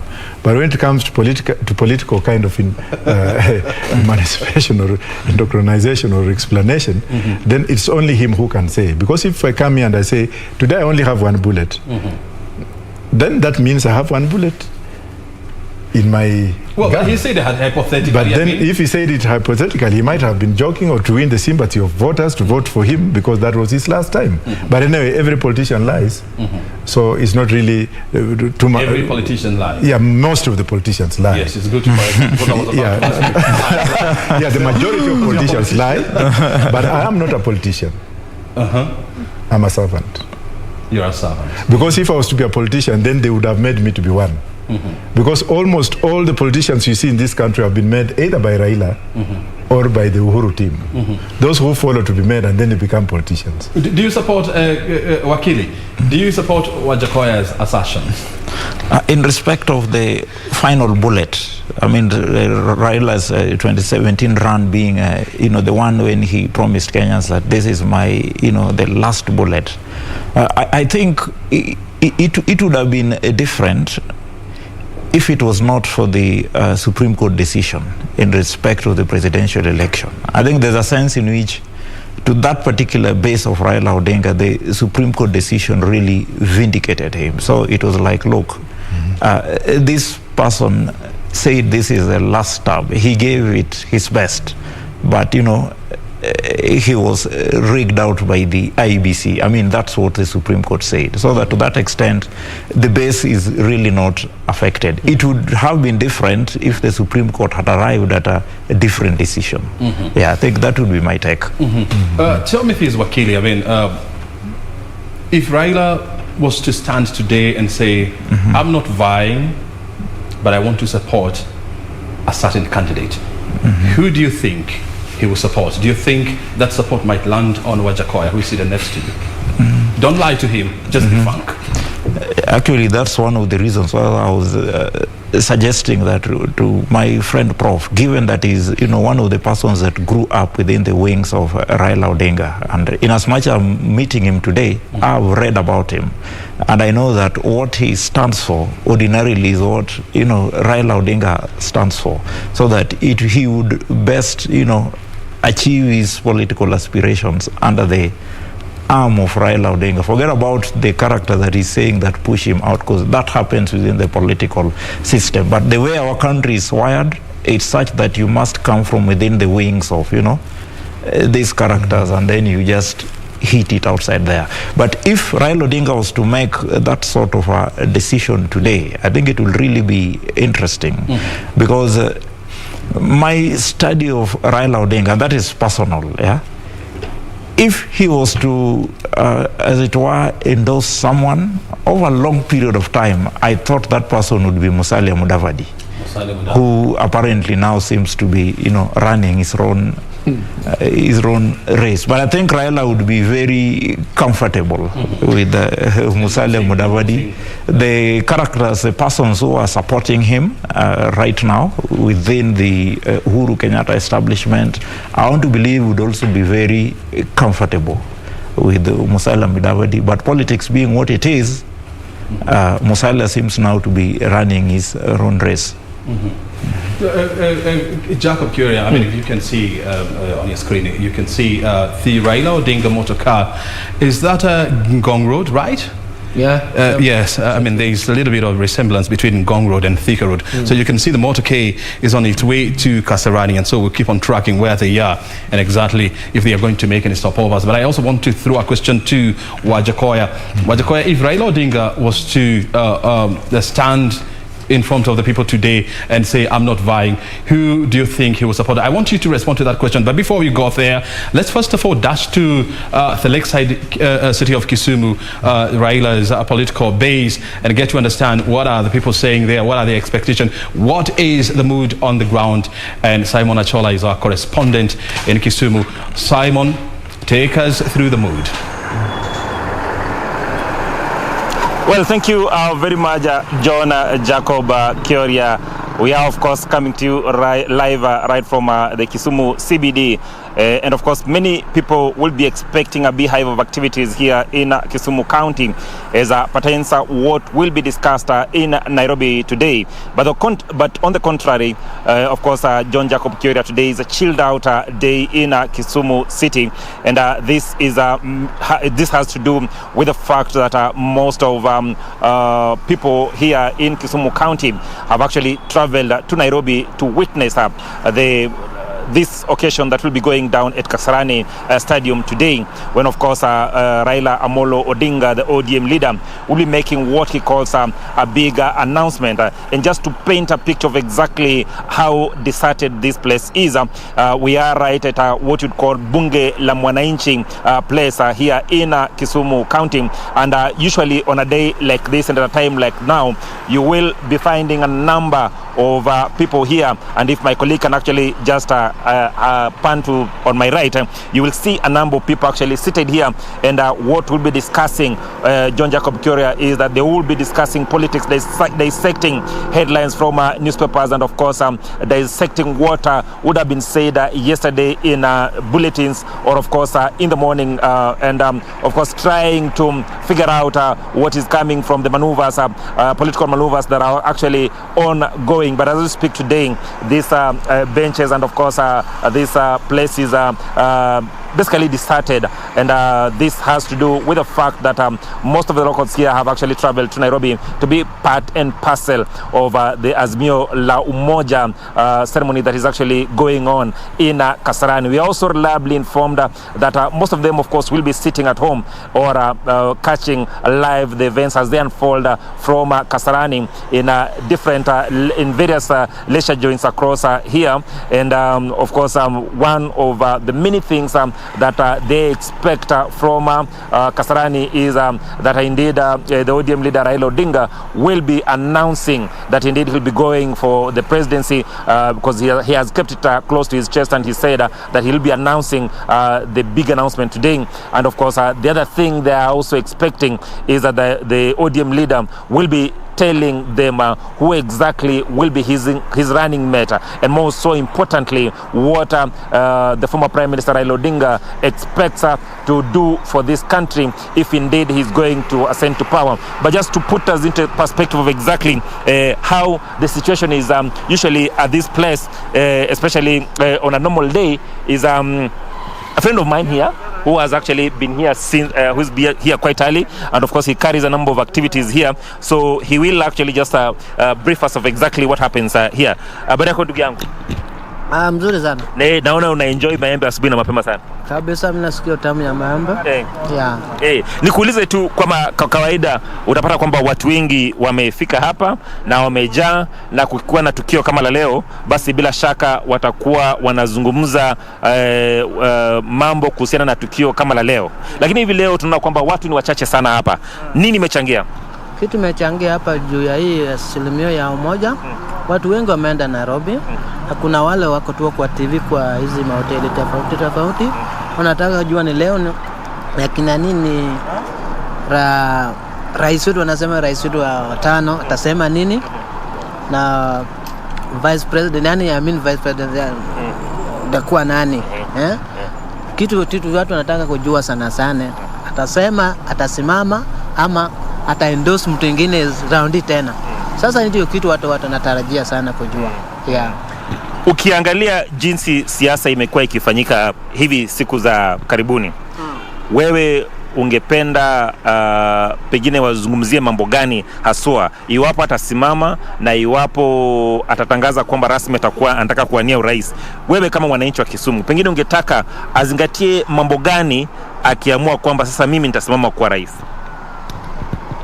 Kitu sahi ningependa, hata kwa vile mimi nasikia watu wanataka sana, asiseme ati asimami, aseme tu anasimama. Akisema hivi watu watafurahia, ndio watu wamesaona huyu jamaa amesa ajaribu karibu miaka safari 4. Hiyo ndio kitu watu wanatarajia sana kabisa. Aseme tu anasimama. Asiposema asimami, watu watasikia vibaya sana. Swali la mwisho ndugu yangu, umenieleza kwamba nikirudi hapa saa 10 kutakuwa kumefurika sana. Rudi hapa saa 10 mtaona wale vile watu watafurika hapa juu. Saa hii wako tu kwa nyumba, wako kwa TV hizi, kwa hoteli. Sasa vile Jakoma akisaongea, watakuja hapa analyze. Unajua vile wana analyze vitu, rudi tu saa 10.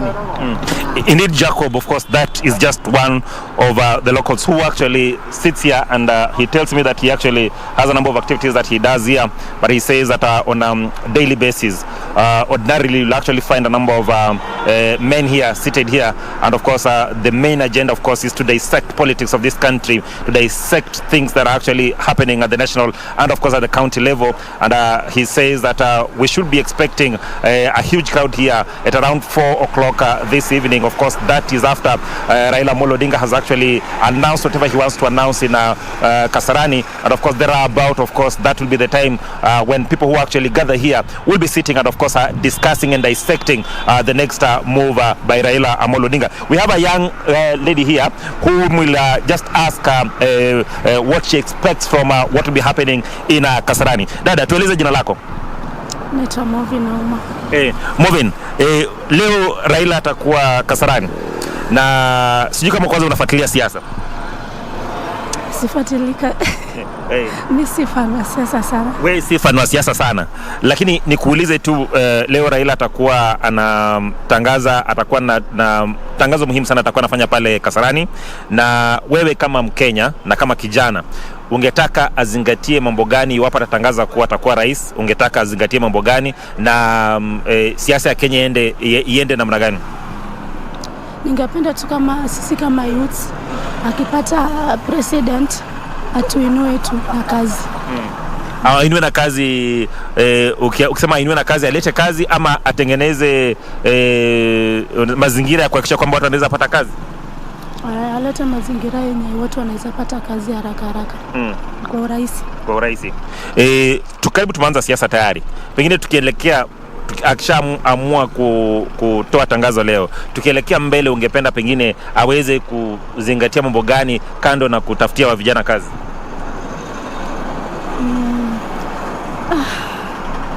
Wanasema mambo ni mingi sana mpaka kidogo inakupotea. Well, Jacob, those are the views of the callers. I just try and get more views from those who've actually come here. There's another man here who is actually come here, and he would want to actually also contribute to the debate, the ongoing debate, and actually tell us what he's expecting from Raila Odinga from Kasarani. Kwa majina naitwa David Ogeche. Huyu ni mwana Kenya halisi, MCA to be Kakeloko kwenye ward 1228. Mimi ningesema ya kwamba ni siku ya maana sana kwa tukufu yetu nchi yetu ya Kenya, sababu mpendwa the Right Honorable Raila Odinga anachukua ushukani ya kutangaza ya kwamba ako katika kinyang'anyiro ya urais 2022, na mwelekezo yote ni Kasarani. Kwa hivyo ningeomba Raila kama mwanasiasa wa maana sana Kenya hii, akuwe na msimamo kama kawaida, aunganishe wa Kenya wakuwe na umoja, na wa Kenya wote pande zote wajisikie ya kwamba wako katika serikali ambapo ataunda mwaka wa kesho.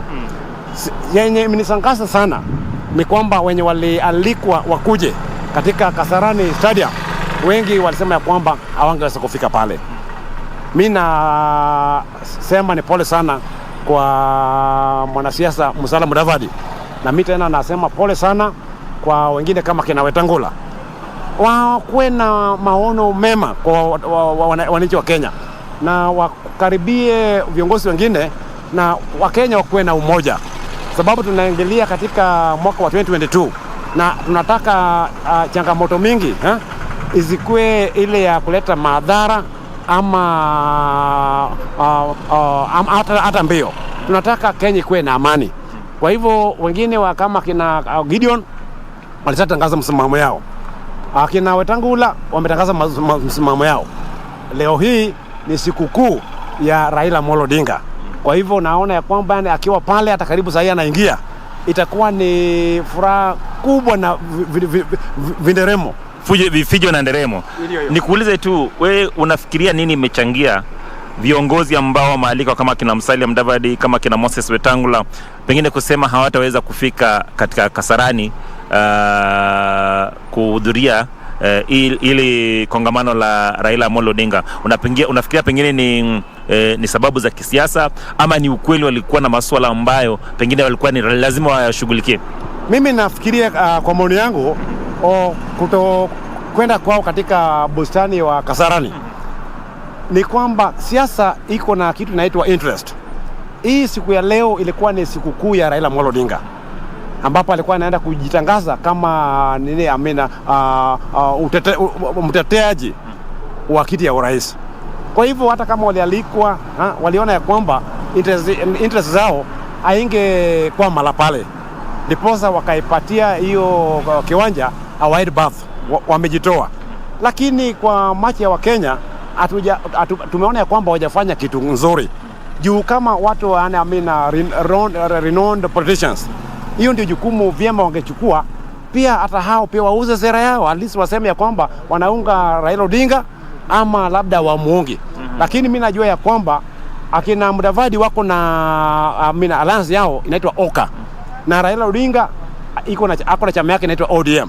Pale ni ODM leo ndio inaenda kusikia. Wewe kama mtu wa ODM mbona hujaenda? Mimi kama mtu wa ODM sijaenda, sababu hata mimi vile nimekaa hapa hivi ningefika pale. Lakini morally I'm with them. Unaona? But physically I'm away due to maybe some engagements. Yeah, lakini Raila Odinga ni kiongozi mimi nampenda sana. Na ningeomba yeye aongee na wanasiasa wengine hata kama William Ruto. Unaona? Sababu yani huwezi kuwa unasema azimilio la umoja na baadhi ya labda Wakenya wengine wako nje. Ushaona? Hata kama tuko na tofauti wa kisiasa, lakini tukue na upendo ya nini ya kiroho, na tuwe na ile roho nzuri, yani tuonyeshe uongozi mwema. Hata kama mtu ni adui yako, mwalike tu akuje karibu yako. Kwa hivyo alike Ruto, hata kama wako na tofauti kisiasa, lakini ajue kwamba Ruto pia ni ndugu yake. That's a very good point to end on. O'Brien, I'm told that it's actually O'Brien who is actually in the studio and not John Jacob Kioria, as initially indicating. Locals here putting it very clear that indeed physically they might actually be here, but spiritually and morally they are actually in Kasarani and supporting what ODM leader Raila Amolo Odinga is actually doing today.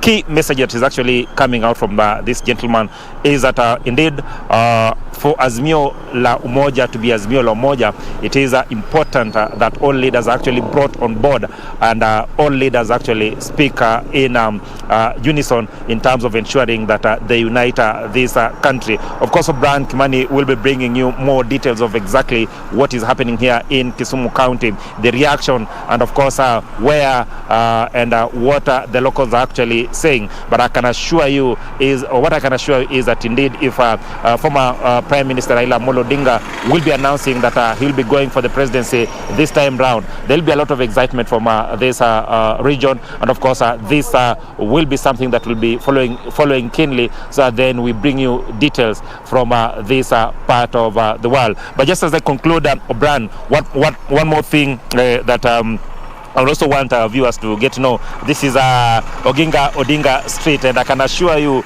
in situations where announcements are actually made in favor of former Prime Minister Raila Amolo Odinga or ODM leader Raila Odinga, this street is usually full with celebrations. I'll cite an example of the Supreme Court ruling in 2017.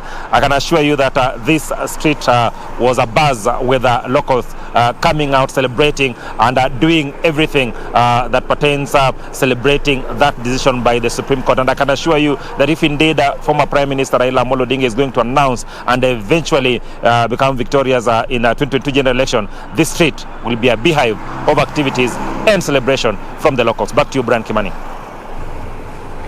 Very well. Simon Achala back there in Kisumu. And of course, it's proper that you have done that clarification, because I was wondering, I mean, we would expect to see, you know, the people in Kisumu city center, you know, reacting exuberantly and, of course, you know, running around the city and singing and dancing. That is the Kisumu we know. And I was about to ask you, Buana, which Kisumu is this? But of course, you have done it well, to explain where is that. Remember, we are here in studio. We are keeping our eyes on what's happening at Kasarani. We definitely know that Raila Odinga has left his house. He has his motorcade has snaked through Ngong Road, and now I understand it is somewhere in city center, which is about to embark on that route to Kasarani Stadium on Thika Road. We are in studio here, and of course, John Jacob Kioria is with us, together with the two analysts who are known. And before we went for that link, because for me, I have to dash, I wanted to hear from Wajakoya. Are we likely to hear, if we are to see Kibaki Tosha movement from Raila Odinga today, who do you think he's likely to root for? First of all, it's not me because I've not been consulted.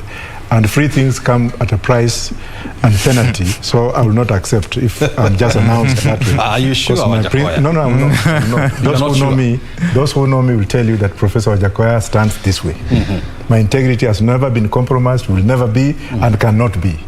With all jurisdictions I've been in the US, in UK, and even in this country, and my fellow colleagues, lawyers, and even the police officers that I worked with will tell you that I go this way. But you all remember that it is Winston Churchill who said, only fools who don't change it their minds. Well, then let me be that fool. Right. So who do you think he would root for if it was not him? Well, it's just him, because recently you could see that Raila does not tolerate opposition. When Jimmy Wanjigi was trying to come up and run, you heard what Sifuna told him, the Secretary General of the party, a young man, a young lawyer who ought to have exercised some kind of conscience and restraint, warning Wanjigi that you will see. You cannot. So it's just mediocrity in that party. These are the people who are pulling Raila apart. And as far as I'm concerned, and I'm glad that Wakili Omondi here has also somehow agreed with me, I don't think, with the likes of the statements made with the likes of people like Sifuna, over small people like Wanjigi who could not even hold a cup of water, Raila cannot give this thing to anybody. It's now. Before I hand you now back to Kioria, I want to hear from you each. Is Raila Odinga's presidency good for this economy? Well, do I answer that? Let's start with Wakili. On my side, like I've already indicated, I think yes, and for good reason. I'm looking at it in terms of the legacy that has been set right from the Kibaki days, the Kibaki presidency, reinforced by Uhuru Kenyatta, so that I think the next thing that we need in the coming phase is a person who would not just consolidate those gains, but also inculcate the aspect of governance. And who would be the better person than Raila Molo Odinga? Very well. Wajakoya. He has not come up with a viable, dependable economic blueprint to convince me to say that he will be the best person, to best president for the economy. Secondly, he has not also come up with with the promises that he made to us when we were helping him, when we were in exile or when we were in the diaspora, where we donated lots of money for this man in every election that came, and he promised to work with us then to help him come up with a blueprint before he even came back in this country. So unless I see his blueprint in the economy, I cannot make any further comment. You've not been in a position, and that is actually true, because your economic manifesto is like the constitution that you are going to roll out in terms of your economic models. Thank you very much indeed, gentlemen. John Jacob Kioria, as you can see on the screen, it's clear and it's quite apparent that Raila Odinga is minutes away from making his entry into Kasarani Stadium. I know you want to take us through what we expect when he gets to Kasarani, and so it is a moment to shine. Indeed, my moment to shine. I don't know whether it's my moment or Raila Odinga's, so let's just give it to him. Thank you very much, Brian Kimani, obviously, for the profile of Raila Odinga. Of course, the figures there about how he polled in the elections that he's vied as president. We are live in Kasarani. We're also live in studio again and on our social media platforms. As you can see from the pictures you saw just a little bit earlier, is that Raila Odinga is on Thika Road, minutes to Kasarani International Stadium. in, and once he's there, the program will kick off, some entertainment a bit, and then speeches will begin. There's quite a number of people who've been invited to the event, international delegates. I'm almost certain that former Nigerian President Olusegun Obasanjo is one of the people who will be in the event. I've seen several governors, including the governor for Lamu, who is a Jubilee member, elected on a Jubilee party ticket. And this is quite interesting because members of ODM and Jubilee will be in attendance, but President Kenyatta will not be in attendance. Professor Wajakoya, before we head over to Kasarani International Stadium, do you think this was deliberate for the president to not be in the country all around, so that not to appear like he's directly endorsing the former premier? I think that's a question I cannot answer because he has already endorsed him. As he did. He has endorsed him? Yeah, as he did recently in Nakuru. Yes. Wakili Amondi, in terms of the absence of the president in Kasarani? Well, I want to believe that the president's diary is normally preset, so it should be that there is something, it had already been programmed that he won't be around today.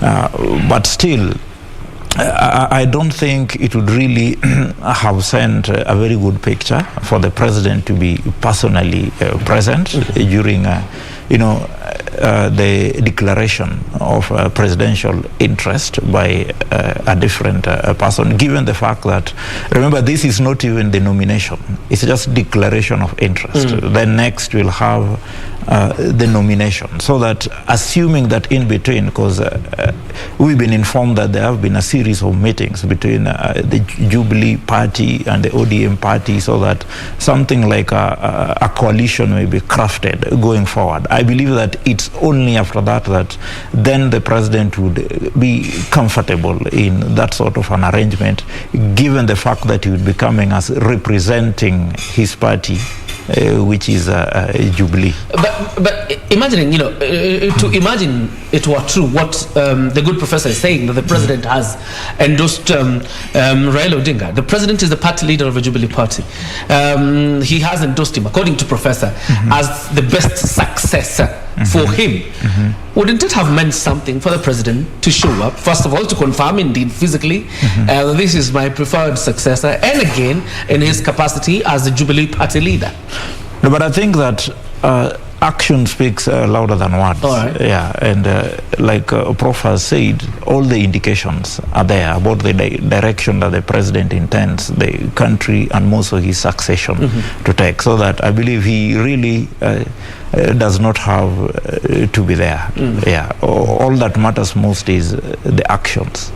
All right. Yeah. I'm asking Professor, because there was a scheduled National Delegates Conference for the Jubilee Party. The president postponed it, obviously in favor of the State of the Nation address that he had in the last week. And as you think about it, the much touted marriage between Jubilee and ODM has been spoken about for the last 2 years, but almost at the point of signing the marriage document, something stalls. The Jubilee party died long time ago. Most of the big wigs in Jubilee are now in UDA. And Raila will be wasting his time in coalescing himself with an empty shell. He would just say, welcome, those who want to come in, you can come in. Are you suggesting that the president is a party leader of a shell party? Yes. Yes. All right. Yes. Yes, he is. He is the leading a shell party. A shell party. So Raila Odinga would be wasting time. Wasting his time. If I was Raila, and I know Raila is very wise, let people not underestimate that man. And he's, with wisdom, of course, he'll just say, we do this, but in his head, he knows, what is this? Yes. Wakili Amondi, what stalls when it comes to, because I'm sure you have friends inside the party, ODM. What exactly happens whenever this marriage is almost happening? It appears like the priest never shows up, or something happens. The certificate is not available for signing. No, but I think that in respect of the Jubilee party, it would be so much in terms of the fact that we know that there has been a substantial shift from Jubilee to UDA. Yes. And then, of course, secondly, as it stands now, and given the fact that the president's term is ending, and given our history as a nation, there's a sense in which we have really not developed, strengthened, and inculcated the aspect of developing strong and sustainable political parties. Yeah, so that other than the ODM, I don't think there's any other that would so-called political party that would qualify as a political party as they ought to be, so that then there would be no so much fuss unto what Jubilee is doing, when will the marriage be formalized, because I think even for the persons that matter and who are looking at things in terms of what I said, the future and sustenance of the legacy of the president himself knows that what Raila Odinga may need is just goodwill, and not really that he comes to him with a political party. Though still remember, as a country, we cobble parties 2-3 months to general elections and they win. That is our history. Yeah, so there may be some other party may come even in January. Yeah, and just become now the thing. Actually, let's talk a little bit about that, Wakili and Professor Wajakoya, because just about last week, there's a bill that has been published. I think the majority leader, Amos Kimunya, is yet to table it in Parliament, but it seeks an amendment to the Political Parties Act, and in a sense introduce a coalition of parties to change, a single identity political party, to make it a coalition of political parties, to recognize a coalition of political parties. And one wonders, is it likely that probably the Azimio la Umoja is going to become a coalition of political parties, which could also woo the Roots party that he belonged to? Well, my party is not joining anybody. Okay. I'm going right throughout to the ballot, and then maybe after the ballot, then the NEC will sit down and try to say what to give a sense of direction. But the issue of coalition is already in the Elections Act, right? And also within the Register of Political Parties Act. So it's not like they're going to. When I formed my party, when I formed a coalition previously with the DIDA, we formed the TRUNSA, and we deposited our certificate of coalition with the Register of Political Parties. Well, things went south because of things that I'm not going to mention right now. But if Azimio comes in to swallow those parties, the party leadership, because I've been in the party systems, because my party sits on the Political Parties Liaison Committee, so I've been very much aware of what goes on. Yeah, there are some political parties with political leadership that are ready to attract people like the former Prime Minister. They want to go on his handicoat, but people like us who have stood firm, who have said no, we shall go all the way to the debe, and then after that let Kenyans decide, because we are not representing the whole image of Kenya. We are representing the image of undecided voters who do not want to go that direction again. That particular piece of legislation that is yet to be tabled in Parliament actually wants to recognize a coalition party instead of what we say a political party, a coalition party. And we've seen the formation of new parties, UPIA. There are others still being formed even in Mount Kenya region. PNU also appears to be gravitating towards Raila Odinga. Are we going to see Azimio force into a big national movement? Yeah, that could be a possibility, and I think that there has been some sort of lacuna in the law. And this could even be part of the explanation into the split that occurred in the initial NASA coalition.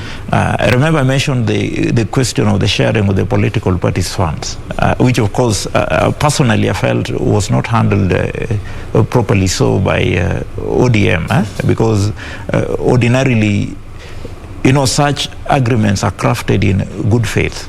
But I would really want to see a scenario where it's clearly captured in the law how funds that are attributed to, political parties or coalitions are shared, and based on what? Because you will realize, like in the last election, NASA, for example, there may have been the ODM party, I want to believe, may have had quite a number of members of parliament from within Nairobi. But of course, there is a sense in which each of the coalition partners or the presidential aspirants, bearing in mind the regional nature of our country, played in ensuring that this particular party actually wins these particular slots. So that subsequent to the election, the question would be, how would that fund be shared? Because again, you realize that for us to build a stable democracy, for us to create a culture of strong political parties, so that we avoid this situation after every election, parties fall, and then these parties need to be funded, so that it should be that even if we come under the banner of Azimio la Umoja, what would be the basis of sharing political party funds, so that in the end of the day we can rest assured that, as is it called Amazon Kingi, your party will also get some share in this. If Prof's party comes in, he is also given some share based on his contribution. There ought to be that particular framework. I think that's one major lacuna that law really needs to address, to avoid, fall. Because if that was not the case, I want to honestly believe that NASA would still be intact. According to me, the split in NASA was basically because, when everything came in the names of, the majority, the political party that had the lion's share, then there's a sense in which the rest felt that they were ignored. So I think that's one thing that law really needs to address. And I'm sure that has been addressed in the legislation proposed by Amos Kimonya. But I'm sitting here wondering, Professor, as a presidential candidate, because there's those who aver that it will be very difficult to win an election in this country, and I think that has been seen from the year 2013, that it will be very impossible unless you form yourself under a coalition. It is impossible to win a presidential election. Well, those are just assumptions. What's very important is, can you reach out, talk to the electorate, and can the electorate feel you? Can they trust in what you are telling them? But if you are going to steal to give without disclosing the source of your finances, like it has been, then definitely that's the route to follow. And as my learned colleague has said here, the issue of party funding should not only just be coalesced on whichever party gets the bigger share, then it can share with the smaller parties. Kenya is the only country in the whole world which has discriminatory policy on funding of political parties. They expect us to come up with returns, yearly returns, to tell the registrar of political parties and the controller of the budget, that the controller, the auditor general, on how we have used the funds in the party, and to tell them where we got the funds. Whereas the bigger parties are funded, us, like myself, have had to go to my own pocket, and trust me, I've spent almost 46 million on my party from the time it was incepted in 2010 when we formed our party. So it has just been draining me, and then somebody wants me to go and account for the money he has not given me. That kind of lunacy is what has been created by the political parties themselves, Jubilee and ODM, members of parliament, sitting in parliament to craft laws favorable to them. God bless them. That's about lunacy. God blessing them. There's the live pictures from Kasarani International Stadium, the venue of the Azimio la Umoja convention, the climax rather. The former Prime Minister has made rounds around the country, has been to Mount Kenya, has been to lower eastern, upper eastern, western part of Kenya, and I think the last rallies were around areas of Mount Elgon, as well as Trans Nzoia, which is also on those ends, and the culmination is today. In studio, I have Professor Wajakoya and Wakili Ken Amondi to analyze and dissect this announcement being made here. We'll go to Kasarani just a bit, but of course when we come back, of course we have to address the question of the running mate for Raila Odinga. Now that, Musalia Mudavadi is out of the picture, presumably. Kalonzo Musyoka too, Moses Wetangula. Who will be the running mate? There has been a proposal that as you ascend the mountain, Peter Kennedy is probably the most viable running mate. There's those who propose Peter Munya. There are others who propose Martha Wangari Karua. We'll be, dissecting all those options right here. It's a full table. But for now, we head over to Kasarani and listen in a bit.